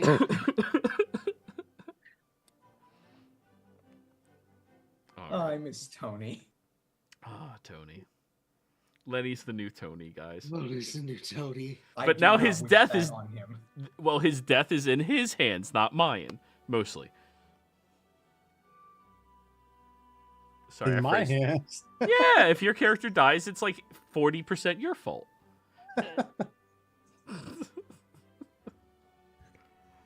I did have one real quick question as well while I'm up here. Absolutely, yeah. I felt that sense of necromancy for a second. Mm-hmm. Could I potentially try to tell the trajectory in which I felt it and where it might have been? Because I'm imagining it might have potentially come from the captain's quarters. It came from towards the helm, I believe, is the top. In that general direction. The helm is the frontmost point of the ship. Yes, and it was like a brief, not exactly the helm, but like that relative direction. It was very momentary and brief. So it was either in this space, or it was, because I keep forgetting names, or it was Hawthorne. Oh, well, Hawthorne is in that space here. Let me show you. Yeah, he's right there. Yeah. So I might have sensed something coming from him, potentially. Can I make any kind of check for Lenny, who is smarter than me, to be able to potentially kind of pinpoint where it might have come from? I know that's a hard one to think about. It is a little difficult. Could I do an investigation, maybe? Investigation is specifically seeking information based upon clues before you, or figure out how something works. Right. So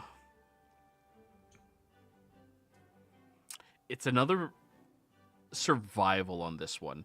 You're basing it off of where you got pinged with your perception. So it's survival. Okay. This is a flat roll. Let's try it out. Let's go. 15, not too bad. 15. It definitely happened somewhere within this expanse of the ship. Okay. Definitely happened somewhere in this expanse on the upper deck. Would this area where the first mate is potentially have been outside of my range? Yes, that is like on top of this room right here is where he is. Right. So that would be outside of that range. Okay, so it definitely came from somewhere in this area here, or on the ceiling of the lower deck. Possibly. And while you were looking at and thinking about it, you see the Baroness walk past you wearing the most lovely silk nightgown with leggings that makes her look absolutely beautiful and stunning.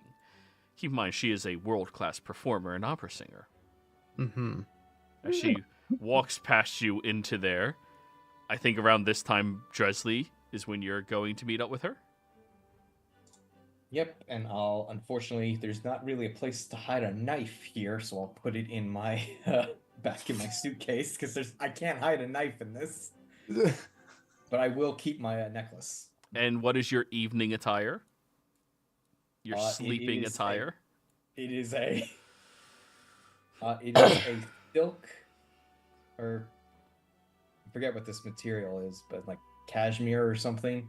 But it's effectively a pantsuit looking thing. No inner coat.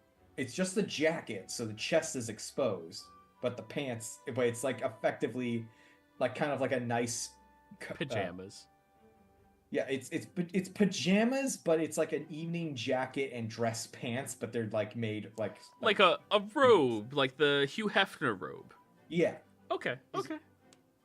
Is it Barney's full suit pajamas? Yes, How but I Met Your without Mother? the inner jacket and the tie. So you go in there, and she turns on the chair looking over at you. Good for you to have met me in such a timely manner. And as that happens, you also will see Sybil moving into the room, into the corner. And I think this is a great place for us to end, where Lenny is watching in the corner, Sybil is having a nightcap with somebody else, and you're talking to the Baroness. Next session. Nice. Will be Oh wow, that's an interesting setup. That the fact that she's not even here.